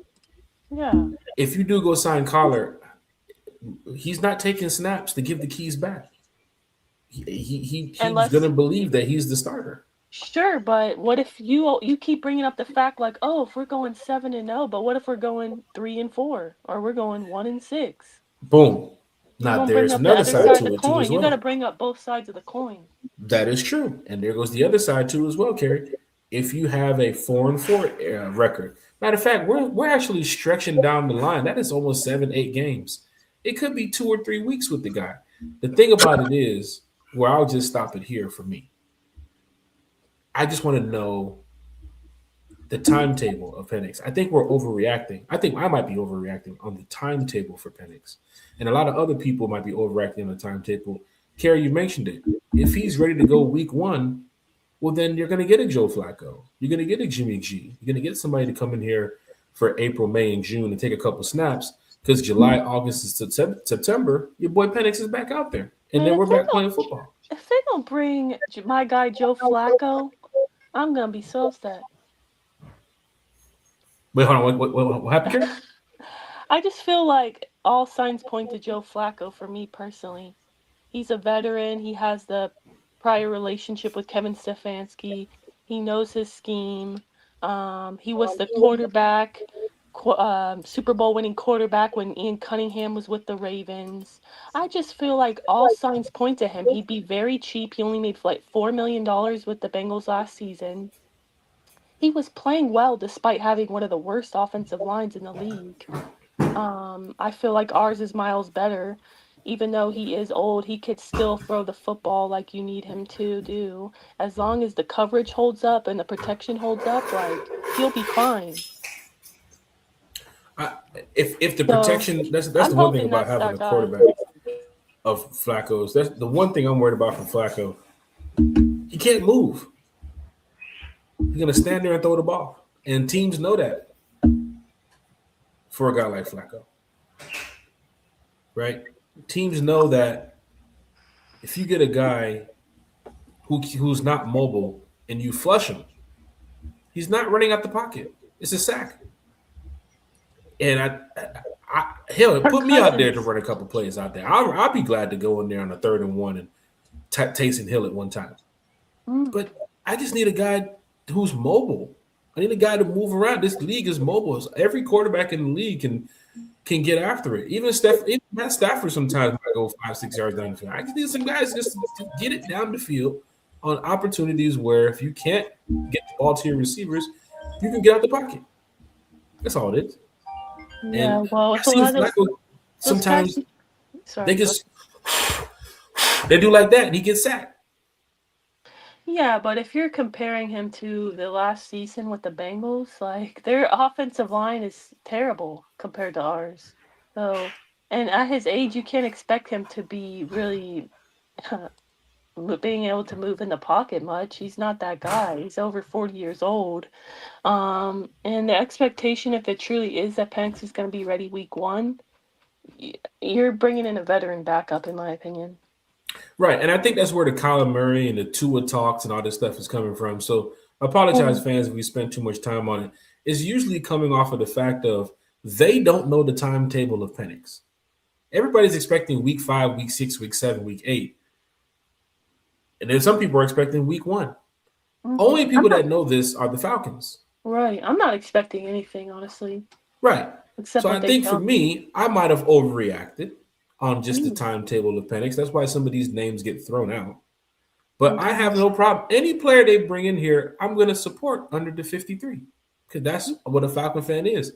T.Y., I told you this morning, I was speaking to a player respectfully. But at the end of the day, but respectfully, I'm going to be here at the end of the day. I'm going to be a Falcon fan forever. You feel what I'm saying? Players come and go. Remember years ago when we was at training camp, Falcon fans, Jabri might have been there. Eric was there. Who are we talking to? We're talking to Calvin Ridley. Yo, Ridley, come over here and take a picture, dog. Hey, man, big Falcon fan right here, Calvin Ridley. Where's Calvin Ridley now? He's gone. Yo, Taylor Gabriel, come on over here, bro. We got a picture, bro. Where's Gabriel now? He gone. Yo, Freeman. Remember Freeman, Cleveland Thomas, Freeman, his family over there? Hey, Mr. Thomas, come on. They gone. But I'm still here. Still repping. So anybody they bring in, and I don't want to be the Debbie Downer when I say some of these names, but it could be Kenny Pickett. Oh, it could be Jimmy G. It's just not going to be Kenny Pickett. Because you need a placeholder. Now we're going to a placeholder because we're waiting until Penix returns. I'm sorry, but if you're taking Kenny Pickett over Joe Flacco, I'm sorry. I hope that is going to be a player that the Falcons can say, we can win games if X, Y, and Z happens. Because for me, if I'm in that boardroom, there's a guy out of Oklahoma State. Man. Oh, here we go. Here we go. Here we go. You know, it's about that time for lunch, actually. Hey, Falcon fans. We're having a good time here. I think we get ready to wrap up the show anyway. I think we've covered everything for today. Tua, did we cover everything? Are we on the? Just about nothing we can't cover on Sunday if we didn't. We covered just about everything. Yeah, and of course, Carrie came in here and helped us out too as well. The lovely Miss Carrie for talking Falcons. So look at Sterling Woods. He says, "Shoot, they can even bring in Tua for quarterback." Oh, I don't. I'm so sorry. I don't want Tua. I'm so sorry. Carrie's like, this is where we got to end the show here, ladies and gentlemen. He's like a concussion away from having to retire, though. I'm sorry. So why? It's just, you know, and no disrespect to Tua. Look, Tua can sling it. I'm not saying he can't. Pause. But I just don't know. Again, hey, yo, Carrie. Hey, yo. He always says that Yo, what? Yo, T-Will, man. Carrie, you want to give him the penalty for this one? You want to give him the yard? No, it's okay. What did I do? Nothing. You're good. T-Will, bro. What are you giving me the penalty for? What did I do? Nothing. So okay, I'll have to ask you, T-Will, would you take Tua or like Kyler or Flacco? This is your opinion, so I'm not judging you unless you pick Tua. I'm definitely not picking Tua because he's had too many concussions, but It's a tough decision. I might. If I'm 100% confident that Penix is going to be healthy, good answer, then I take Flacco. But if I don't, oh, that's what you're talking. Oh my god! Still Wilson throw the flag. Oh my god! Oh my! He's gonna start giving out 25-yard penalties in this chat from now on. Nobody said pause. You just kind of let it go. Kerry tried to catch you, bro. Kerry was like, T-Will. Oh, man. Hey, yo. I'm sorry. Well, look, he can throw it. He's got an arm. Whatever. Did we give T-Will a pass because he's an OG? Yeah. I mean, there's T-Will. Thank you. He's an OG. Like, you can't go. T-Will's not going to be on the corner of Simpson Road and Kimberly. You see Big Low? No, what he said. Oh, shit, T. Oh, God, Big Low. T-Will's not on the corner of Campbellton and the Low, right? We caught the 86, like throwing your head into Decatur. He's not out there doing that. Look, they use Sling It on ESPN, okay? Yo, so whatever. Anyway. Hold on, you gotta get the bell for that one. It's a colloquialism for more than one thing. That's what I'll say. Anyway, bottom line is, I probably would take Kyler. I'm going Kyler too. Yeah. If I wasn't sure, I probably would take Kyler. If I'm sure that Penix is good, clean bill of health, then I take Flacco. But if anything else, I take Kyler. You know what's the funny thing about the Kyler thing too as well? Not to throw anything out there that we want to continue on about. Mm-hmm. But if Kerry wants to, we could. Minnesota, I think, is getting ready to right the ship for J.J. McCarthy. I think they realize that it's not going to work. The general manager is out of there. They got a new general manager in the building. To hear names, and the crazy thing about it is these quarterbacks that are available now,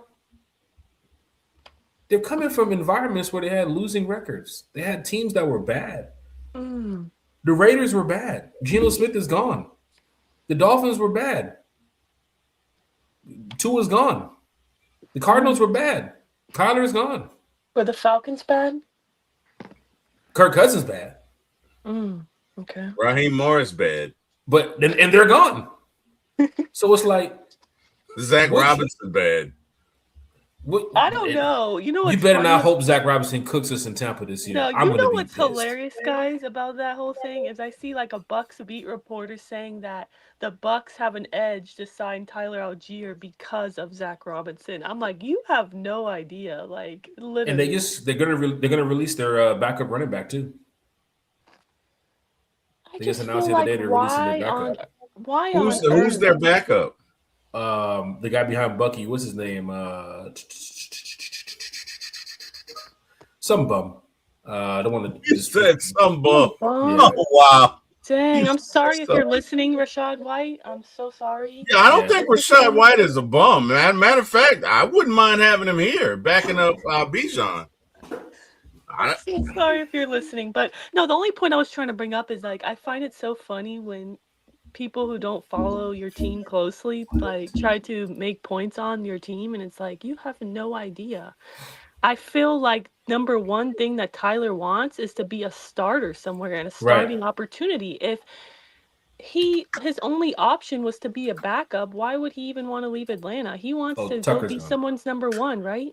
So why would he go to the Bucks where Bucky's the number one? I mean, then again, last season Bucky had an off year, so he would be able to kind of compete, but I feel like it'd be the same thing, a shared carry situation. He'd have to share the carries and share the load. So for me, I just thought it was so funny yesterday when the Bucks beat reporter said, "Well, now that we have Zach Robinson, we have the edge to sign Tyler Algier." I'm like, "Yeah, no. I think if anything, he would want to avoid going there because Right, of how he was right, used." Like, right, what? No. right. And then he replied back to me and he was like, "Well, players always like familiarity." And I just stopped replying because in my head I'm thinking, "Yeah, familiarity if they like the like the Carrie OC has when to they tell play." herself she has to stop replying to some of this shit because she knows Well, it's like he she tried does. to. It's like what are y'all talking about? Like Well, I what? get the whole familiarity thing, right? Because players do like to go back to coaches like that they've been playing under, right? But to me, when it's a good experience, not when you're just an afterthought in the offense and you're not really used, why would he want to go be under? I would be very surprised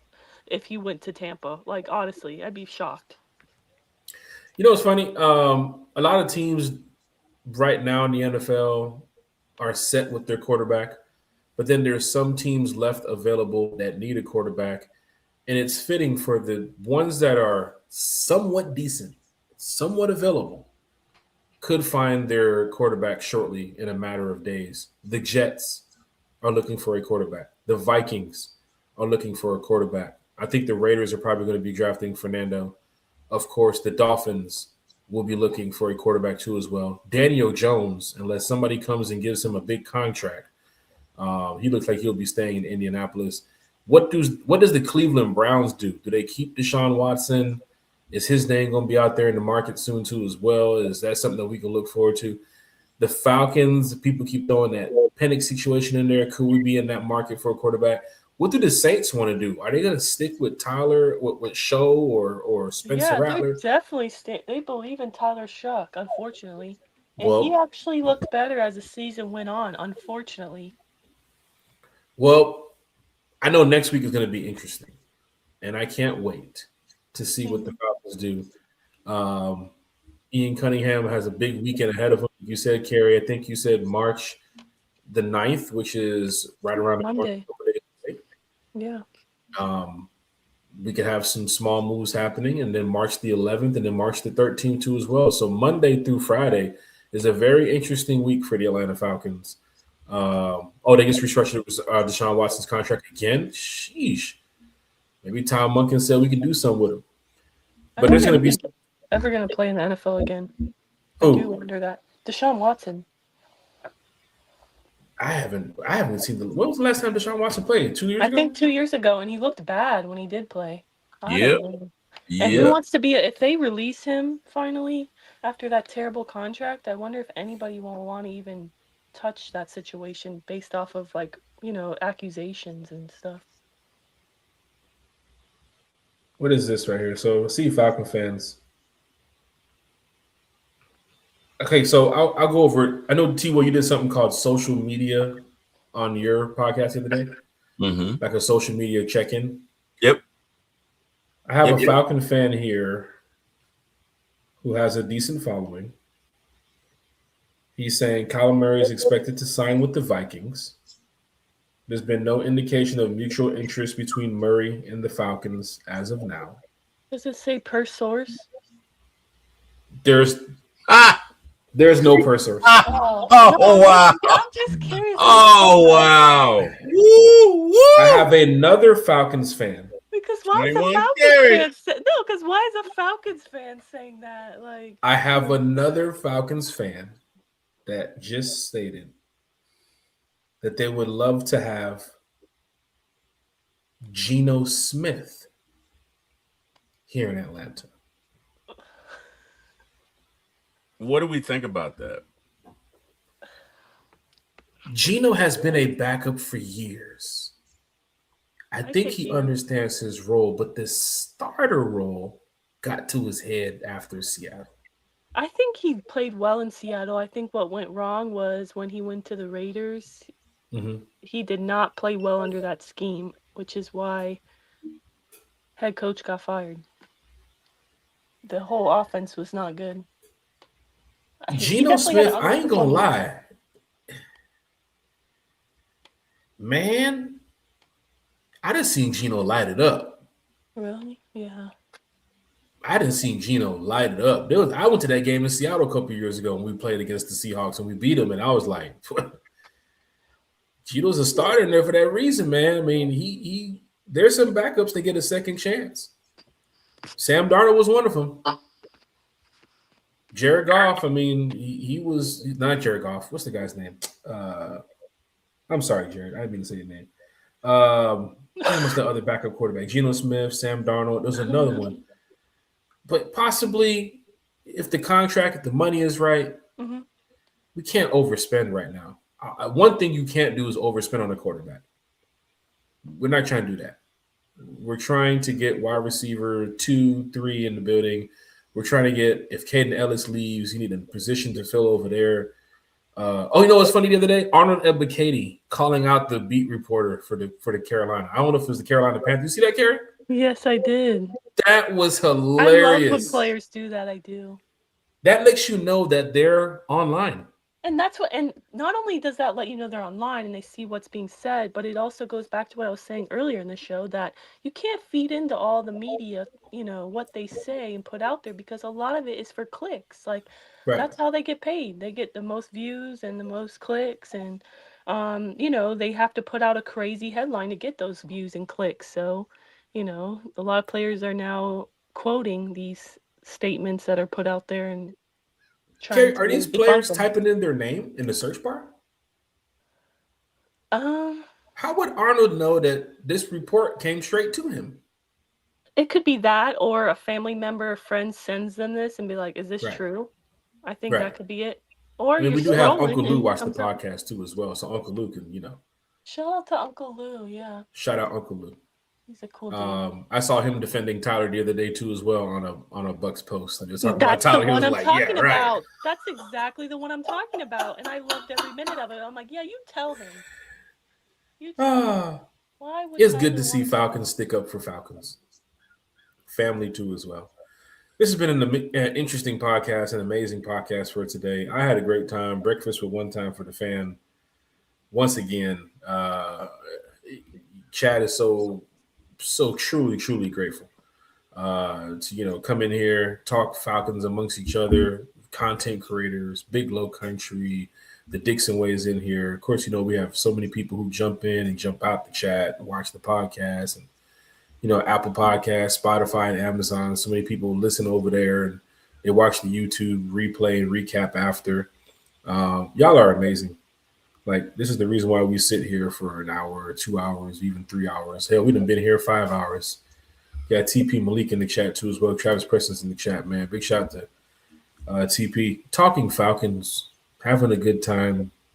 And we did it with smiles. We had some laughs today. Y'all keep thinking that I won't do this running for the Bulls. Carrie, I got to ask you a question before we go. Because T-Will tried me earlier, right? Okay. There's this event in Spain, Carrie. Oh, Lord. Called Running. Thank you, Carrie. Thank you. Running of the Bulls. Thank you, Carrie. Sounds bad. Carrie. Carrie, hear me out. Carrie, hear me out. Thank you. Hold on, Carrie, hear me out, right? There's this event called Running of the Bulls, right? Not running from the Bulls, running of the Bulls, right? Okay. Now, Carrie, I used to run track, right? I played football, right? I can stand up right now. I'm in good shape. Just for context, how many years ago was this? Carrie, we're not talking about that. How many years, Jack? Jesus Christ. How many years? We're blowing the 20, Carrie. Country said Jack runs with the Bulls. Carrie. I will too. That's the support I'm talking about in the damn chat. Yeah, okay. You think that bull gonna stop Big Low Country? Okay. You guys, okay. You know what? Clearly, Jack, you've never seen a bull up close, but okay. Hey, that's what. Hey man, let me tell you something. Your life, bro. Hey, I can zoom in on that YouTube just as good as anybody else. I seen that bull, bro. Right. Clearly, you haven't. Clearly, you have not. I would invite you over the weekend. Bro, said at least the podcast would be in great hands. Oh wow, bro. Folk get trampled, they get hit by bro, and I'm telling you. I think you got to sign a waiver, so you can't sue them if you get hurt. T-Will, this is Spain in the middle of the streets. Where are you going to sign the waiver? There's no table sitting over there like this is the finish line. There's no waiver. You get off the plane, you put your bags in the hotel, you put your red sweats on with your red Falcons jersey, your red Falcon hat, your red Nike Air Maxes, and you get out there, you go run from that bull. Bruh, you're not just running from the bull, you running to not get trampled on. Carrie, hear me. That boy Bello said that's a pause. Carrie, hear me out. Oh, wow. Okay. Lord have mercy. It was a couple years ago when I played ball and ran track, right? We ain't going back to the day, right? Or the year. Just know this. Kerry, I can still run track and play football at a high level. If the Falcons called me right now and said, we need you to play outside linebacker, I'd line up and play outside linebacker. That's why I worry for you and your family. Kerry. I hope you have good life insurance. Amen. Amen. Thank you. Kerry, hear me. Thank you. That's all I'm trying to tell. This is not me in a ring or one of those stadiums like a rodeo with just me and the bull, right? This is one bull running down the streets in Madrid. Okay. And you've seen the videos, Kerry. People are lined up on the side. People are in the streets. They're hanging out from the windows. Okay. Some people, there's no ropes, right? It's people in the street running from this bull. Kerry. And so what makes you want to do this? Bucket list. Everybody got a bucket list, right? Okay. Everybody got things they want to do in their life. And I'm just thinking about it. The Falcons are going to Spain, right? They're going to play in Madrid this year. Why not put a running of the bulls event around the time of the game? Okay. So fans like myself can get out there and do running of the bull. But Kerry, you've seen me before. Tell T. Will I can run from this bull. You gotta tell him. Come on, Kerry, tell him. T. Will, do you have a cricket soundboard? Kerry, tell him. I wish I did. I don't. I wish I did, Kerry. I wish I did.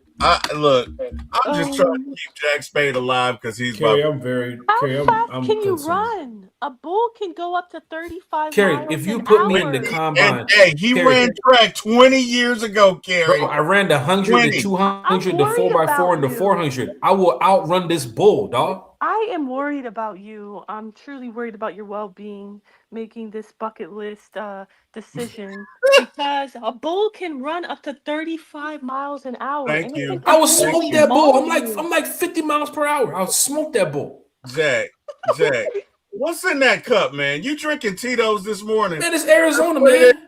You drinking Tito's? It's Arizona. Tito's and orange juice. It's Arizona. Yeah, it's Arizona and Tito's. Falcon fans. Put a 1 in the chat right now. If y'all watching, y'all listening, man. Put a 1 in the chat if y'all think I can outrun this bull in the running of the bulls. Look, we're not talking about a race with me and the bull. Y'all go type in running of the bulls online. Go type it in. Look at the videos. This bull, about you, my friend. This bull is 5,000 people, maybe even more. How is this bull gonna get to me? Little old me. How? Because I'm going to send the bull this video clip. Oh, wow. And he's like, yeah, I'm fighting that guy in the crowd. Oh, wow. Falcon fans, if you're watching or listening, put a 1 in the chat if you think Jack Spade can get through the running of the bulls without getting injured. Put a 2 in the chat if you just believe Jack, it's over, dog. You not making it. You're going to end up a viral clip. That bull gonna pick you up, toss you over that railing, kick you in the face. That bull gonna beat you down, Jack. Don't play with that bull. Remember now, it's a couple thousand people out there. People was wearing red. Some people coming out there with the red sweater and the red towel. They trying to antagonize the bull. I ain't say I was doing that. I said I was going to do. You were wearing all red, Jack. You did say that. You said you. Oh, because I'm wearing all red. What, there a Falcon jersey and all? You got to recognize me. You got to know that. Hey, that's that kid. That's the guy from the podcast. Oh my God. Put a 1 in the chat if you think Jack can make it out of running out of the bull. Now I'm talking about from when the event starts all the way to when they get into the squared circle with the bull, right? When they got to go into the Coliseum with the bull, right? And that's when I really show him who Jack Spade is. That's when I really show him. I get in there with the bull one-on-one. Mano a mano. Put a 1 in the chat if you think I would make it in running of the bulls. Put a 2 in the chat if T was going to be hosting the show by himself once Jack doesn't make it. Hey, hold up 1 second, man. Look, wait. Hold on 1 sec. I'm not gonna. Words have power, and I'm not even gonna let you speak that over yourself, Jack. I got love for you. I don't want to host this damn show by myself. I'm not even gonna let you do that. So let's say you put a 1 in the chat if you think Jack can do it, and if you think Jack might get hemmed up by the bull, let's do that. But we're not gonna do any scenario where you get seriously hurt or you die. We're not gonna do that. So there you go. We're not gonna do that. Got John Brooks in the chat said, Jack, you ain't running from no bull, my guy. Jack, the only thing you're running from is the chores in the kitchen. Jesus Christ, John Brooks. John Brooks line up for that 7-on-7 coming up during training camp. I hope you out there. T-Will, John Brooks is on your team. You, Country, John Brooks, Craig, A1. Come on, John. Come on, John. Y'all all out there now. You got him. Big Low said, Bulls are a straight line runners. We run with the Bulls in the country all the time. Man, come on, T-Will, man. Bruh. Man, come on. Look, I'm just trying to look out for you, man. Man, Big Low is country, man. Them boys said they over there. They kicking them bulls. Get out of here, bull. Okay, first of all, Big Low is big for a reason. The Big Low probably bench press about 500 pounds. Probably could punch a bull in the face and knock him out. I don't know that Jack Spade is the same. You get what I'm saying? I got confidence in you, but I don't know if you can knock a bull out with your hand, Jack. Quick survey here. We're doing the votes. Big Low said 1. Write this down to you, Will. We're gonna see who favors who on this one. Because if I get more, wait, which one is 1? If I get more 1s than 2s, I'm getting me a fight to Spain. We're gonna show you. So 1 is you can do it, 2 is don't do it, right? Don't do it. The 2 is I'm not gonna make it. 1 is Jack Spade, you the man. Go out there, run from that bull. You are the man, Jack. You just don't need to get into running of the bulls, man. You are the man. I haven't scrolled down yet either. It's on Big Low, right? So I don't know what the next one is going to be. Let me scroll down and see. T-Bo, get this one down. So it's 1 for Jack Spade making it. We got the Dixon Way, content creator, Falcons podcaster. He said 2. Dixon Way, I'm disappointed in you. I'm very disappointed in you. You've seen me before. You've met me before. You know I can outrun this bull, Dixon Way, but you still put 2. For some reason, T-Will's in the chat putting 2. Your vote don't count, T-Will. Your vote don't count. How you putting 2 in the chat trying to add to the vote? T-Will, first of all, disqualified that's about 52s. That's not 1, 2. It counts as more than that. I'm just saying, because you really don't need to do it. That's why. But let's keep going. Nathan Floyd said 2. Nathan Floyd, I'm very disappointed in you. You've been on this podcast a long time now. You've been in the chat talking about Falcons in a positive way. We put your comments on the screen. You don't believe in me running from this bull. Kerry, who's 21, obviously Kerry doesn't, unless it's Falcons football, Kerry doesn't believe Jack can be doing anything out here. So she said, I'm sorry, I'm worried about you, friend. We're both worried about you, friend. I'm worried about you. We're both worried about you. You're putting your life on the line. Bro, I'm going to have the GoPro strapped up. I'm going to be doing the live stream. I'm going to be like, yo, Jack, get closer to the bull. You'll be live streaming while you're running with the bull. Of course. That's what the point of doing it is. You're not just God. You can't find me in this crowd of 5,000 people.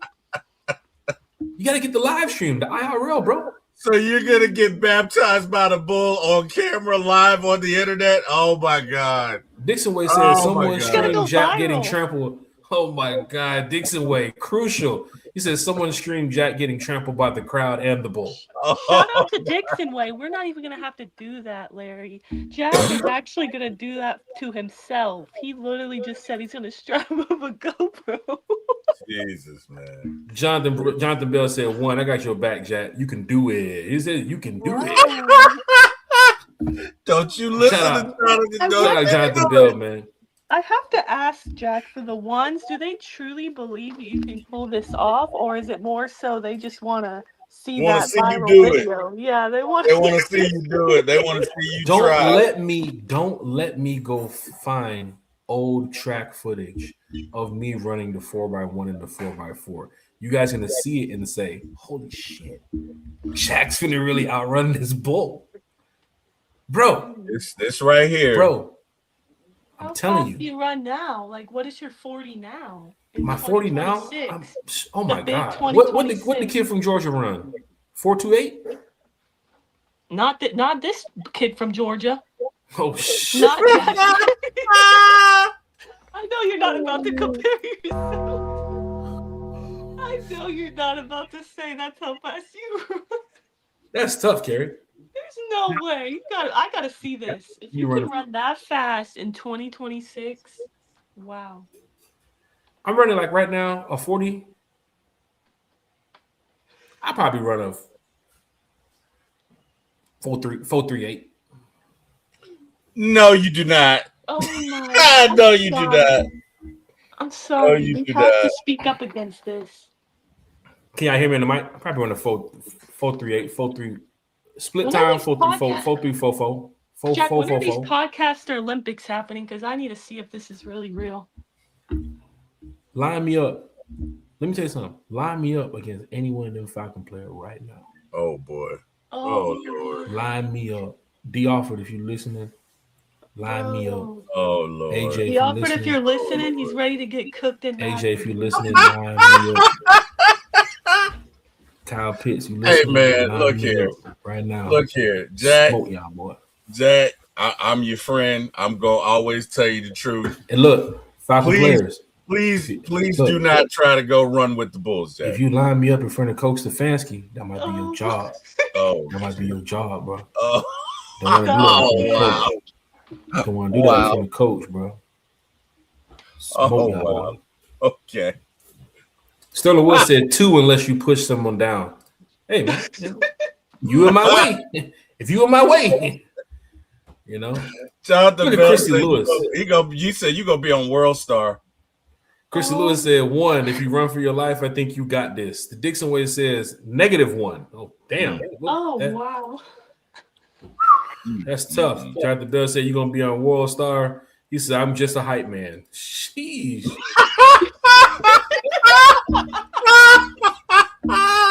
That's cold, John. Oh man, That's cold. Hyping me up to go out there and be like, I told him he could have did it, but that boy got talent. That That boy- boy got talent. that boy good.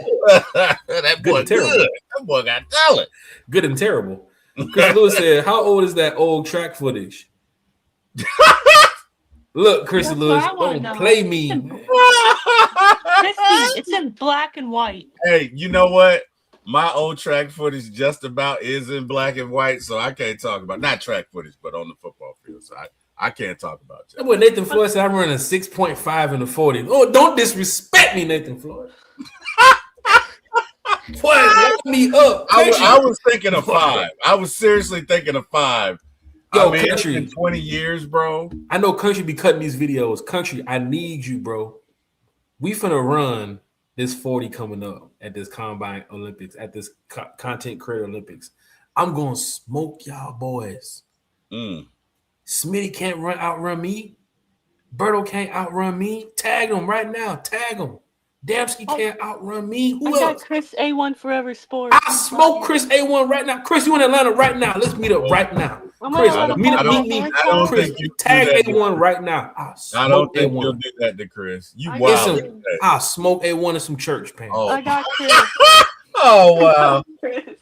Well, I don't know what the hell is in that drink, but it must be good, man. Wow.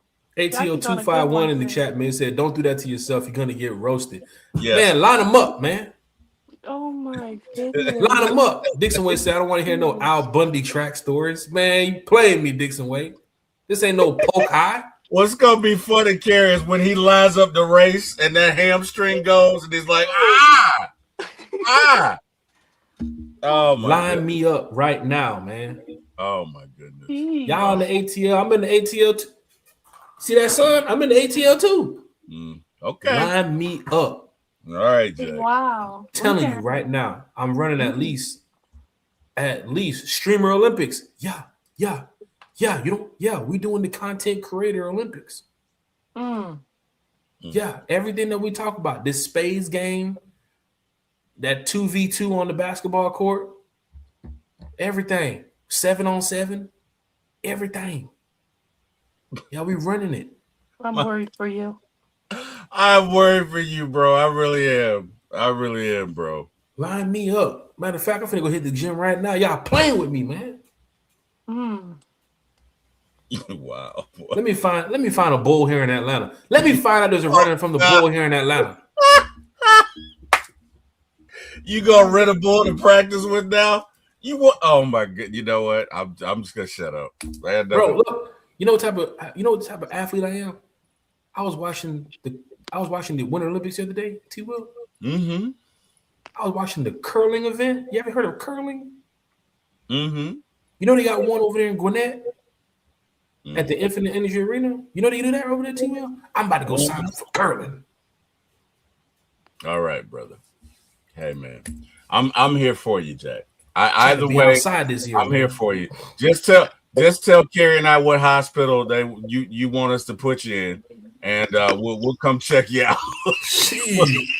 Sterling Wood said Jack's having a midlife crisis. Yes, 100%. Yes, 100%. Y'all really try me on this running from the bull. I need you to go outside today, or at least this weekend, and record yourself with a timer on your iPhone showing how fast you run. Carrie, I can jog a 4:40 time. Oh my God! Stop it! I don't. Stop it! I'm so sorry. Stop it! Stop it right now. If anybody has watched the show Traders that I am obsessed with right now, thanks to Big Low Country Sports, Jack is a traitor. I mean, I can just see it right now. It reminds me of being very traitorish. Like you, I'm sorry, I'm not believing it. Like I'm not buying what you're telling me. I love Carrie. Love you too, T. Will.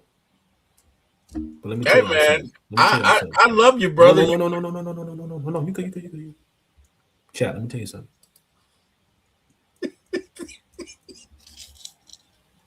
I'm trying to laugh. Hold on. Oh, shit. Gotta do it with a straight face. Hold on. Come on, Jack. I can jog a 4:40 combine time. Right now. Play with me if you want to. Oh my goodness. Play with me if you want to. Oh boy.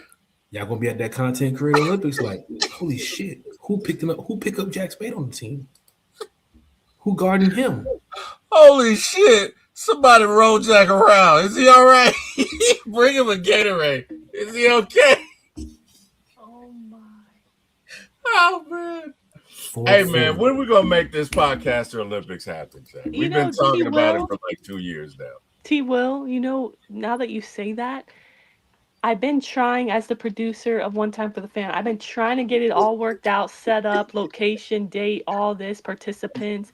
Yep. The issue so far has been the crowd. We haven't been able to get enough interest in it. But after today, my DM is blowing up with people saying, when is this podcaster Olympics? Most of us are in Atlanta. We can get out there today. See Jack attempt this 440 and show me that video on the Halo board of Jack with that bull, please. Big Low Country, you out here? Oh man, Big Low Country.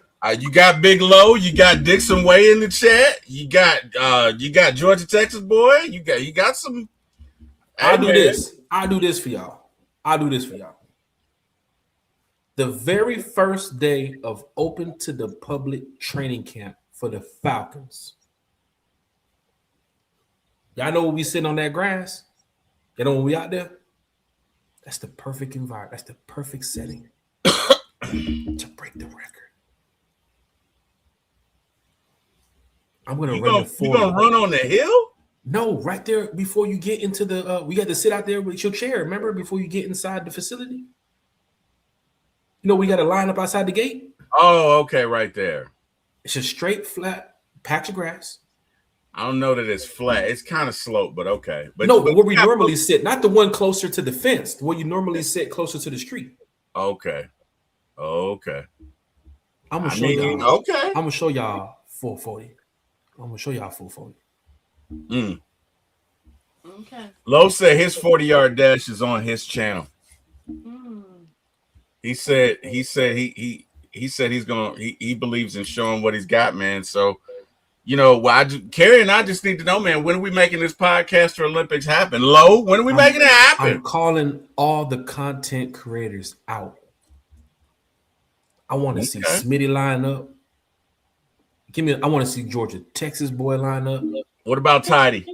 I'll smoke Tidy. Woo! Woo-hoo! Woo-hoo! Okay. Where you at? Look, where you at? South Georgia? Tidy, you watching? No, I'm gonna have to issue so many apologies as the producer of the show after this podcast today. My goodness. Oh my Show me goodness. somebody who can smoke me in a race. What the hell did Jack have for breakfast, man? Show me somebody who can smoke me in a race. Oh my god. Boy, that is some good Tito's you've been drinking all the day, my brother. Woo! You think Bodie gonna beat with them big ass shoes? I don't know, but I don't know. Bodie size 12 or size 15. You think them big ass shoes gonna beat me in a race? Oh my I think goodness. so, maybe. Wait, Lowe said, do you know Superman? Name a content creator. Put all your content creators in the chat right now, chat. Put them in here. Tag them. Oh, wow. Wait, you telling them to tag these folks for real? Who gonna smoke me in a race? Man, what the hell are you on, man? What are you everyone. on? What'd you say, Carrie? Your best shot is A1. Your best shot is A1. And I'm gonna Ricky Bobby him. Miles Garrett, if you're listening, this includes you as well. Miles Garrett too. Miles Garrett. Oh, you wildin'. The next now you trying to get Miles? Miles. You wildin'. Miles, I'll tag you right now. Miles, I'll call you right now. Miles Garrett, I'll call you right now. Oh my goodness. You are wildin'. You are wildin', Jack. Oh my gosh. Jack. I don't know what 20-yard dash, man. Must be good. Oh my God. Jack, I'm gonna play this show for you tomorrow, and you think Eric Parker beat me with them flip flops? Oh my goodness, them socks wet. Oh wow, them socks wet. Oh boy. Oh my God, them socks wet right now. You think he beat me in a 100? Oh Eric, I'm sorry. Them socks wet. Oh my Eric, God. I'm sorry. Oh, and that shirt too big. I smoke Eric. Oh my God. I'm doing Eric like Usain Bolt. Bro, that was him. That was not Eric like this. That was him. That was Jack Spade. That was not doing Eric like this. Had nothing to do with Hold on. Y'all got to see how I'm gonna do Eric. Look, this is how I'm gonna do Eric. Look. Oh wow. What? Oh wow. Now I will have you know, Jack, that all Parkers can run. Okay, all Parkers can run. Now I don't know what my brother still has in the tank because he's gonna be 49. I'm not done yet, T. Will. Maggie T, line up, Maggie T, line up. You calling out Maggie T now? Calling out women, bro. You need to be stopped. You need to be stopped. Somebody cut his mic off. Auntie Pam, line calling out Maggie T now. Somebody cut his mic off, man. One race. All the content creators. One race for the big prize. Oh my goodness. One race. I challenge you on all of your channels. Reply to this. Oh wow. Why did all of your respected channels. Reply to this. Oh, look at Chris. She said, you don't want no part of the Lady Bird, boy. You done it now, Jack. Oh, my goodness. Jack, what are you doing? One race. What are you doing? 100-yard dash. The content creator. This is how, I'm trying to tell Carrie, this is how you promote the content creator Olympics. You got to call them out. This is how you promote getting your butt smoked in a race. That's what you're doing. T, well, you still ain't named somebody to smoke me. Hey, man. Hey, all good. Sterling Woods see me, man. Sterling Woods, was you in the stands when I was running track back in the day? Was you there? Right here, man. Damn. Don't let me pull up that high school University of Florida Invitational. This dude right here, bro. This man right here, man. I went as a reserve. I went as a reserve in some way, somehow. Oh, goodness. You doing Woody Woodpecker now? I'm just telling you now. I'm just telling you. Don't let me put that invitational. Is this really Jack speaking, or is this another situation where his mic is so loud we can hear his thoughts again? Oh, wow. I think you're right, Carrie. I think we're hearing Jack's thoughts right now. We're hearing Jack's thoughts right now. This isn't really Jack. We're inside his mind. That's what it is. Chrissy Lewis and already relayed the message back to the Ladybirds. They in the chat right now. You just hear Jack say he want to race us? Yeah, tell her, Christy. Tell Maggie. Tell him, Christy. Christy will come out here from Mississippi with her tennis shoes on. I'm looking at Christy too. Dixon Way said Jack, but you know Dixon Way don't want no smoke. You know Dixon Way don't want no smoke, man. Dixon Way, where you at, man? You in Atlanta too? Where you at? Dixon Way, beat me at Piedmont right now. Matter of fact, I'm on the way. Look at Sterling Woods hyping you up faster than the road run. This way. Meet me at Piedmont right. Meet me at Piedmont right now. I'm on the way. Oh, I have enjoyed myself today, man. I have enjoyed myself today. Line them up. Oh my goodness, y'all are funny. Y'all are Content Creator Olympics coming real soon. Y'all gonna remember this podcast. Damn, Jack out there flying. I'm gonna hear them little personal conversations y'all having. That boy Jack fast as hell. I saw that video. Oh my goodness.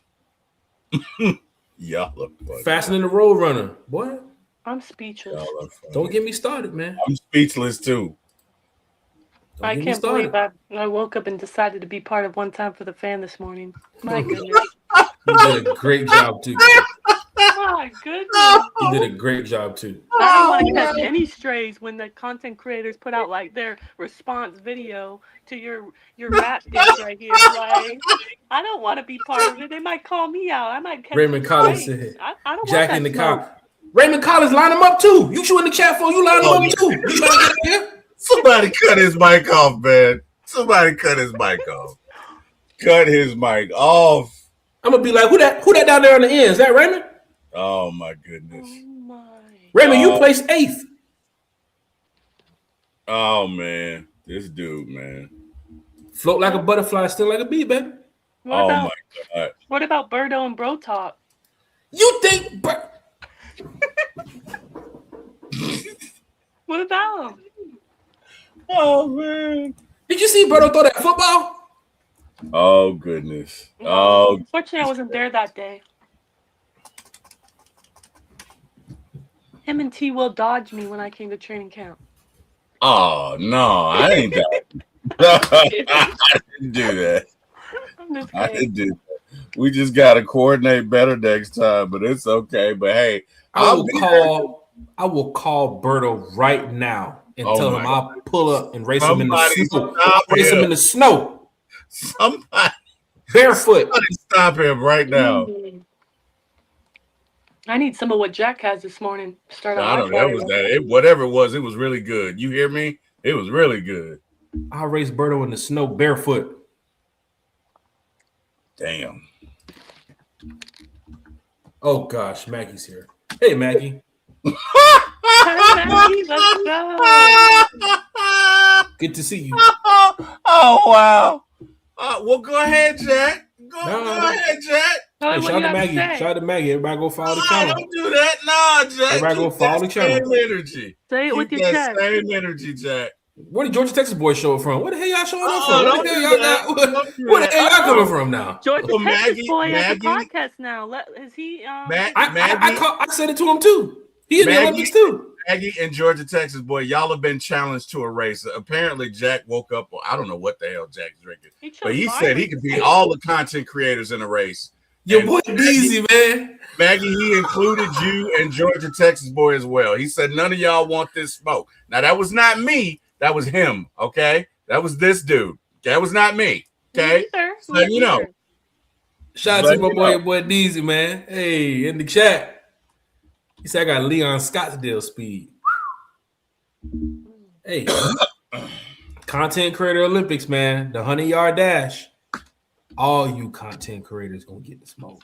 Can we do it during the summer though? So like, we got to do it at training camp. That's the best day to do it. When it's Falcons open to the public training camp. Yeah. We pick a day where everybody come up there. There is a field directly across the street from training camp. Everybody can get it on video. Matter of fact, I just thought about it. I'm running the race backwards. I'm running backwards.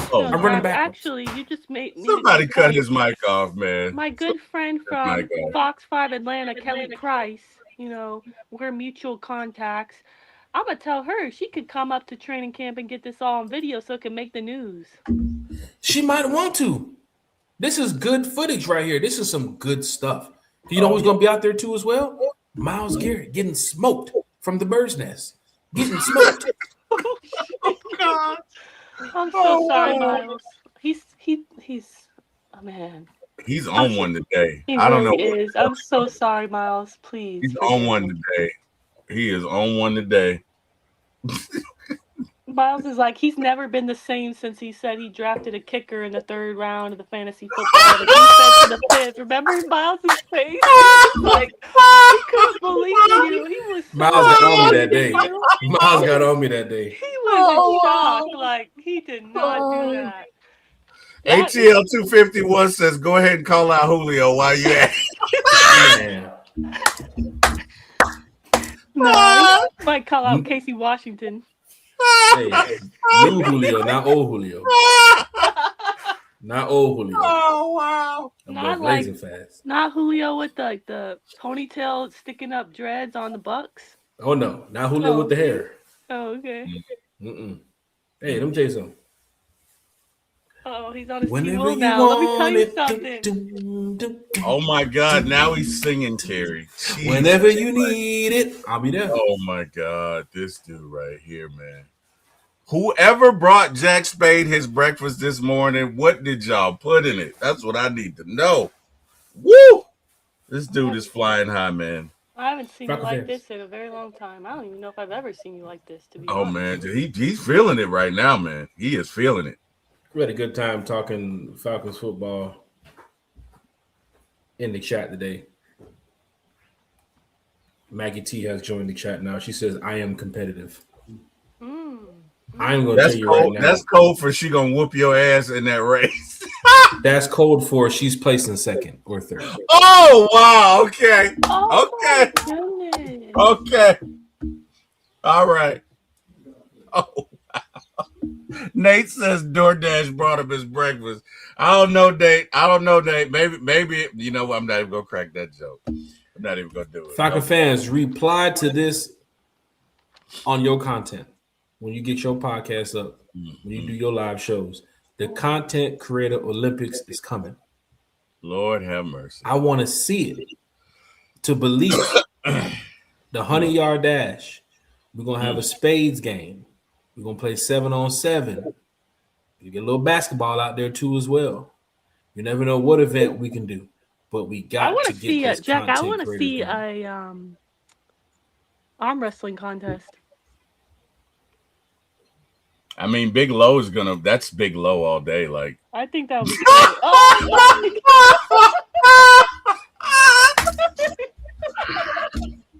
Oh my God. Can you please spotlight yourself?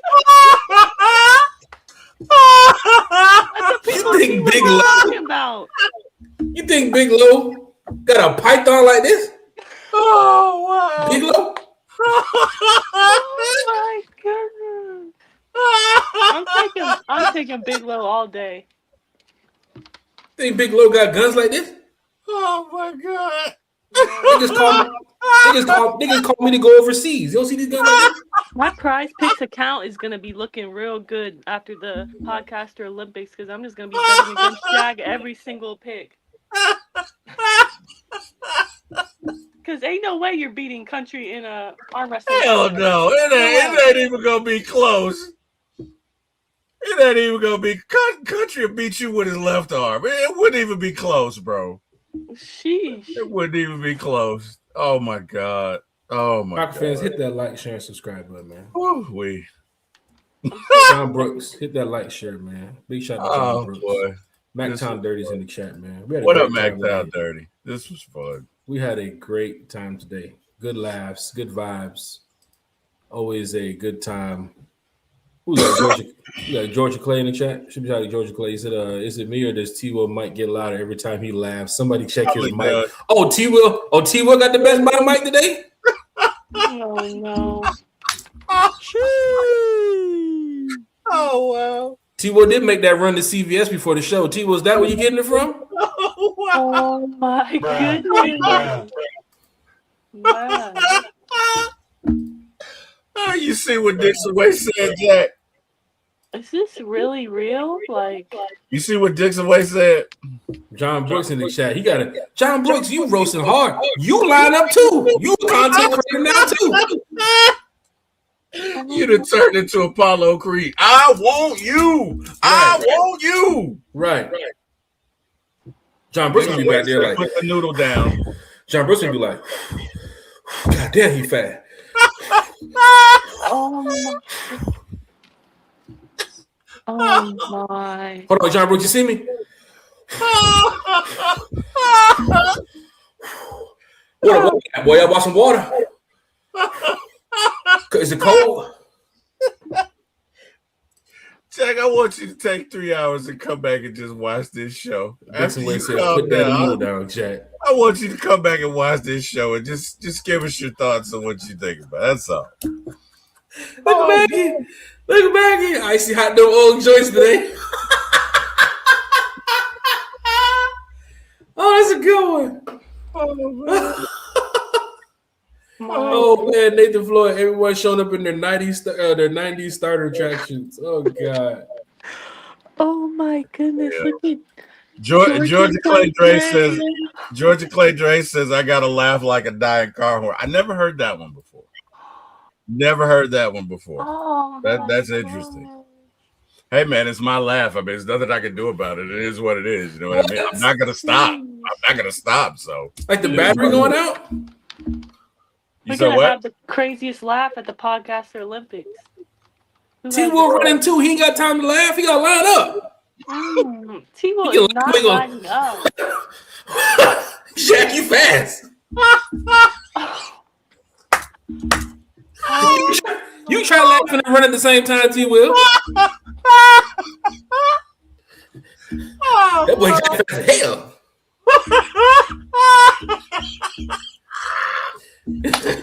Running y'all boys out there. Oh my goodness. Tidy. Country. Uncle Steve. Berto, Smitty. A1. Maggie. Ladybirds. Who else? Georgia Texas. Berto. Bro Talk. That's an easy dub. It's Jack against the world. Dixon Way too. Because easy no dub. way I can issue this many apologies. I'm just gonna have to put out a Wait, public statement. Hey, Carrie, what movie was that? Scott Pilgrim versus the World or something like that? Was that a movie? It's Jack versus the world. Oh my. Jack versus the world. Oh my God. Oh man. Smoking y'all, buddy. Hey, Falcon fans, man, let's hit that like, share, and subscribe button. T-Will, Carrie. About time to wrap this thing on up. Oh my goodness. Carrie, want to go first? T-Will want to go? Who wants to go? Oh, Carrie? Gary, you go first. Ladies Shout first. out to Matter of fact, hold on. Before you get your shout outs, Carrie, you getting smoked too. Oh my goodness. Oh my goodness. You know you getting smoked. I can't with you today. Oh my goodness. Shout out to T-Will. Shout out to Apollo Creed here. And I sincerely apologize to all the content creators in the Falcons community. I'm going to work on. They're gonna be like, "Why you smoking like that, Jack? Why you smoking like that?" I can't. Go pick up your flip flops. the most sincere apology on behalf of One Time for the Fan to all our fellow Atlanta Falcons content creators, because Jack Spade's words and actions on the podcast today do not reflect that of One Time for the Fan, and I sincerely do apologize. So be on the lookout for that written statement later today. Have a great day, everyone. Thank you all for joining us in the chat. Have a great weekend. I just thought about it. Scott Karasik, you line up too. You get smart too. Oh my gosh. I'm crossing like Jurassic. W's in the chat for Jack. That's going to be the first person to answer, Carrie. W's going to be the first person to answer. Oh, my goodness. Oh, man. Oh. Hey, man. Good night, y'all. I don't even have the energy. Y'all, this man is... I don't even have the energy. You guys know where to find me. I'm at For My ATL Sports 1 on YouTube. Come check us out every Monday. It's the Terry, Carrie, and Eric show. And I'm sure we'll be joking about this because, wow. Secondly, if you love movies and TV series, come check us out at For My ATL Movies 1. We will be doing an Oscar series in the next couple of weeks, so check that out. Thank God for waking me up today. Happy birthday to my mom. She would have been 79 years old today. So love you, Mom. Happy birthday. Last but not least, want to thank God for everything. Thank you to everybody who joined us in the chat. We really appreciate talking Falcons with y'all and everything else. And hey, man, just really love fellowshipping with y'all. Last but not least, Mr. Jack Spade, Miss Carrie, thank y'all for having me on the show. Enjoy sharing the stage with you. And Jack and Eric Parker, thank you for my starting this business. Jack, please don't challenge anybody else. Go ahead and do the shout out, please. Oh, man. Oh, boy. Falcon fans, hit that like, hit that share, hit that subscribe button, man. We're going to be back Sunday night. Might have a pop-up podcast in between time. If not, we'll be back Sunday night, man. Got some stuff to talk about. Gonna have a pop-up apology podcast. Oh, boy. Content creators, I love y'all. Everybody out there in the content creator world. We have good times. Just some really fun, cool content creator Olympic banter for this afternoon. So you guys can enjoy your day now. I'm back down to earth, so no more calling nobody out. No more. Matter of fact, you know what? Scott Kennedy, you get it too. You out there, you line up too, Scott Kennedy. Oh boy. No, boy. Everybody have fun. At the end of the day, man, this is what it's about when you're talking Falcons football. You got to have some good vibes and good energy. People are laughing and cracking jokes. Get away from Falcons sometimes. But then, we bring it right back to Falcons football. But I'm sure this content right here will get out. For all you content creators that would love to respond, go ahead and clip it. Send it to Berto. Oh, my goodness. Send it to every content creator that you know. Hey, you gonna challenge Debo Vibes while you're at it? I mean, oh my God. Why leave him off the list? How can I leave him off the list? I met Debo Vibes, and I looked at him and I said, I would smoke you in 100. I didn't want to tell him. I didn't want to tell him to his face. But I'd be like, you saw how you in fantasy football, Debo Vibes? That's how it's going to be on the track. That's how it's going to be on track and field. Oh, wow. Oh, man. Debo Vibes is a good guy, though, man. He's out Debo, there he doing is a lot. Guy. He is a good guy. With the foodies community, too, as well. Go check out his videos. Dixon Way, Big Low Country Sports, everybody in the chat. Oh my God, T-Bo, how can I forget? Uncle Steve, you line up too. No, you already line up too. You already told him he could get it. I did. Already told him. You did. Okay. You told him. You told him he could get the smoke. Okay. You literally called out every content creator. This is madness. And I guarantee you they're gonna go back and watch this video, and I'm gonna inspire them. Oh. I'm going to motivate them. Is that what you're going to do? That they're going to go out there, and then when they see me at training camp, I'm going to be sitting right there in that first row, watching my team. I'm going to hear, yo, Jack. Oh, boy. What's up with that 100-yard dash, big dog? I'm going to be ready. I always come with a pair of running shoes. You already know. I got the Jordans in the car. I got the Jordans on my feet. I got the running shoes in the car. It is what it is. Falcon fan, hit that like, share, and subscribe button, man. Everybody in the content creator community, man, make sure y'all go follow them. A lot of people in this chat that talk Falcons in a positive way. They do a good job talking Falcons. They engage with the chat. They engage with the Falcons community. But we're about Falcons family here. It's gonna be an amazing time coming up in a matter of days when the Falcons can get out here and start speaking to some folks and getting some players in the building. Next week is going to be really fun for one time for the fan because, once again, Kerry mentioned it, March 9th, March 11th, March 13th. It's really going down when those phone calls will be blazing through the agents and, of course, the Falcons organization. It's time to rebuild this roster and get some people in the building. Of course, some people will be leaving too as well. We might get some news today, might get some news tomorrow, might get some news Monday about free agent signings possible, or of course people leaving the building. I think the Chargers, if I'm not mistaken, I don't know if it looked like a full report. The Chargers are going to be signing the center from the Commanders. So that is something interesting too as well.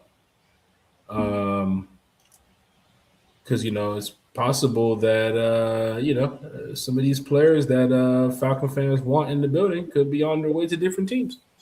So everybody have a good weekend. Make sure y'all be safe and enjoy, y'all. We love y'all. Rise up from one time for the fan. Rise up.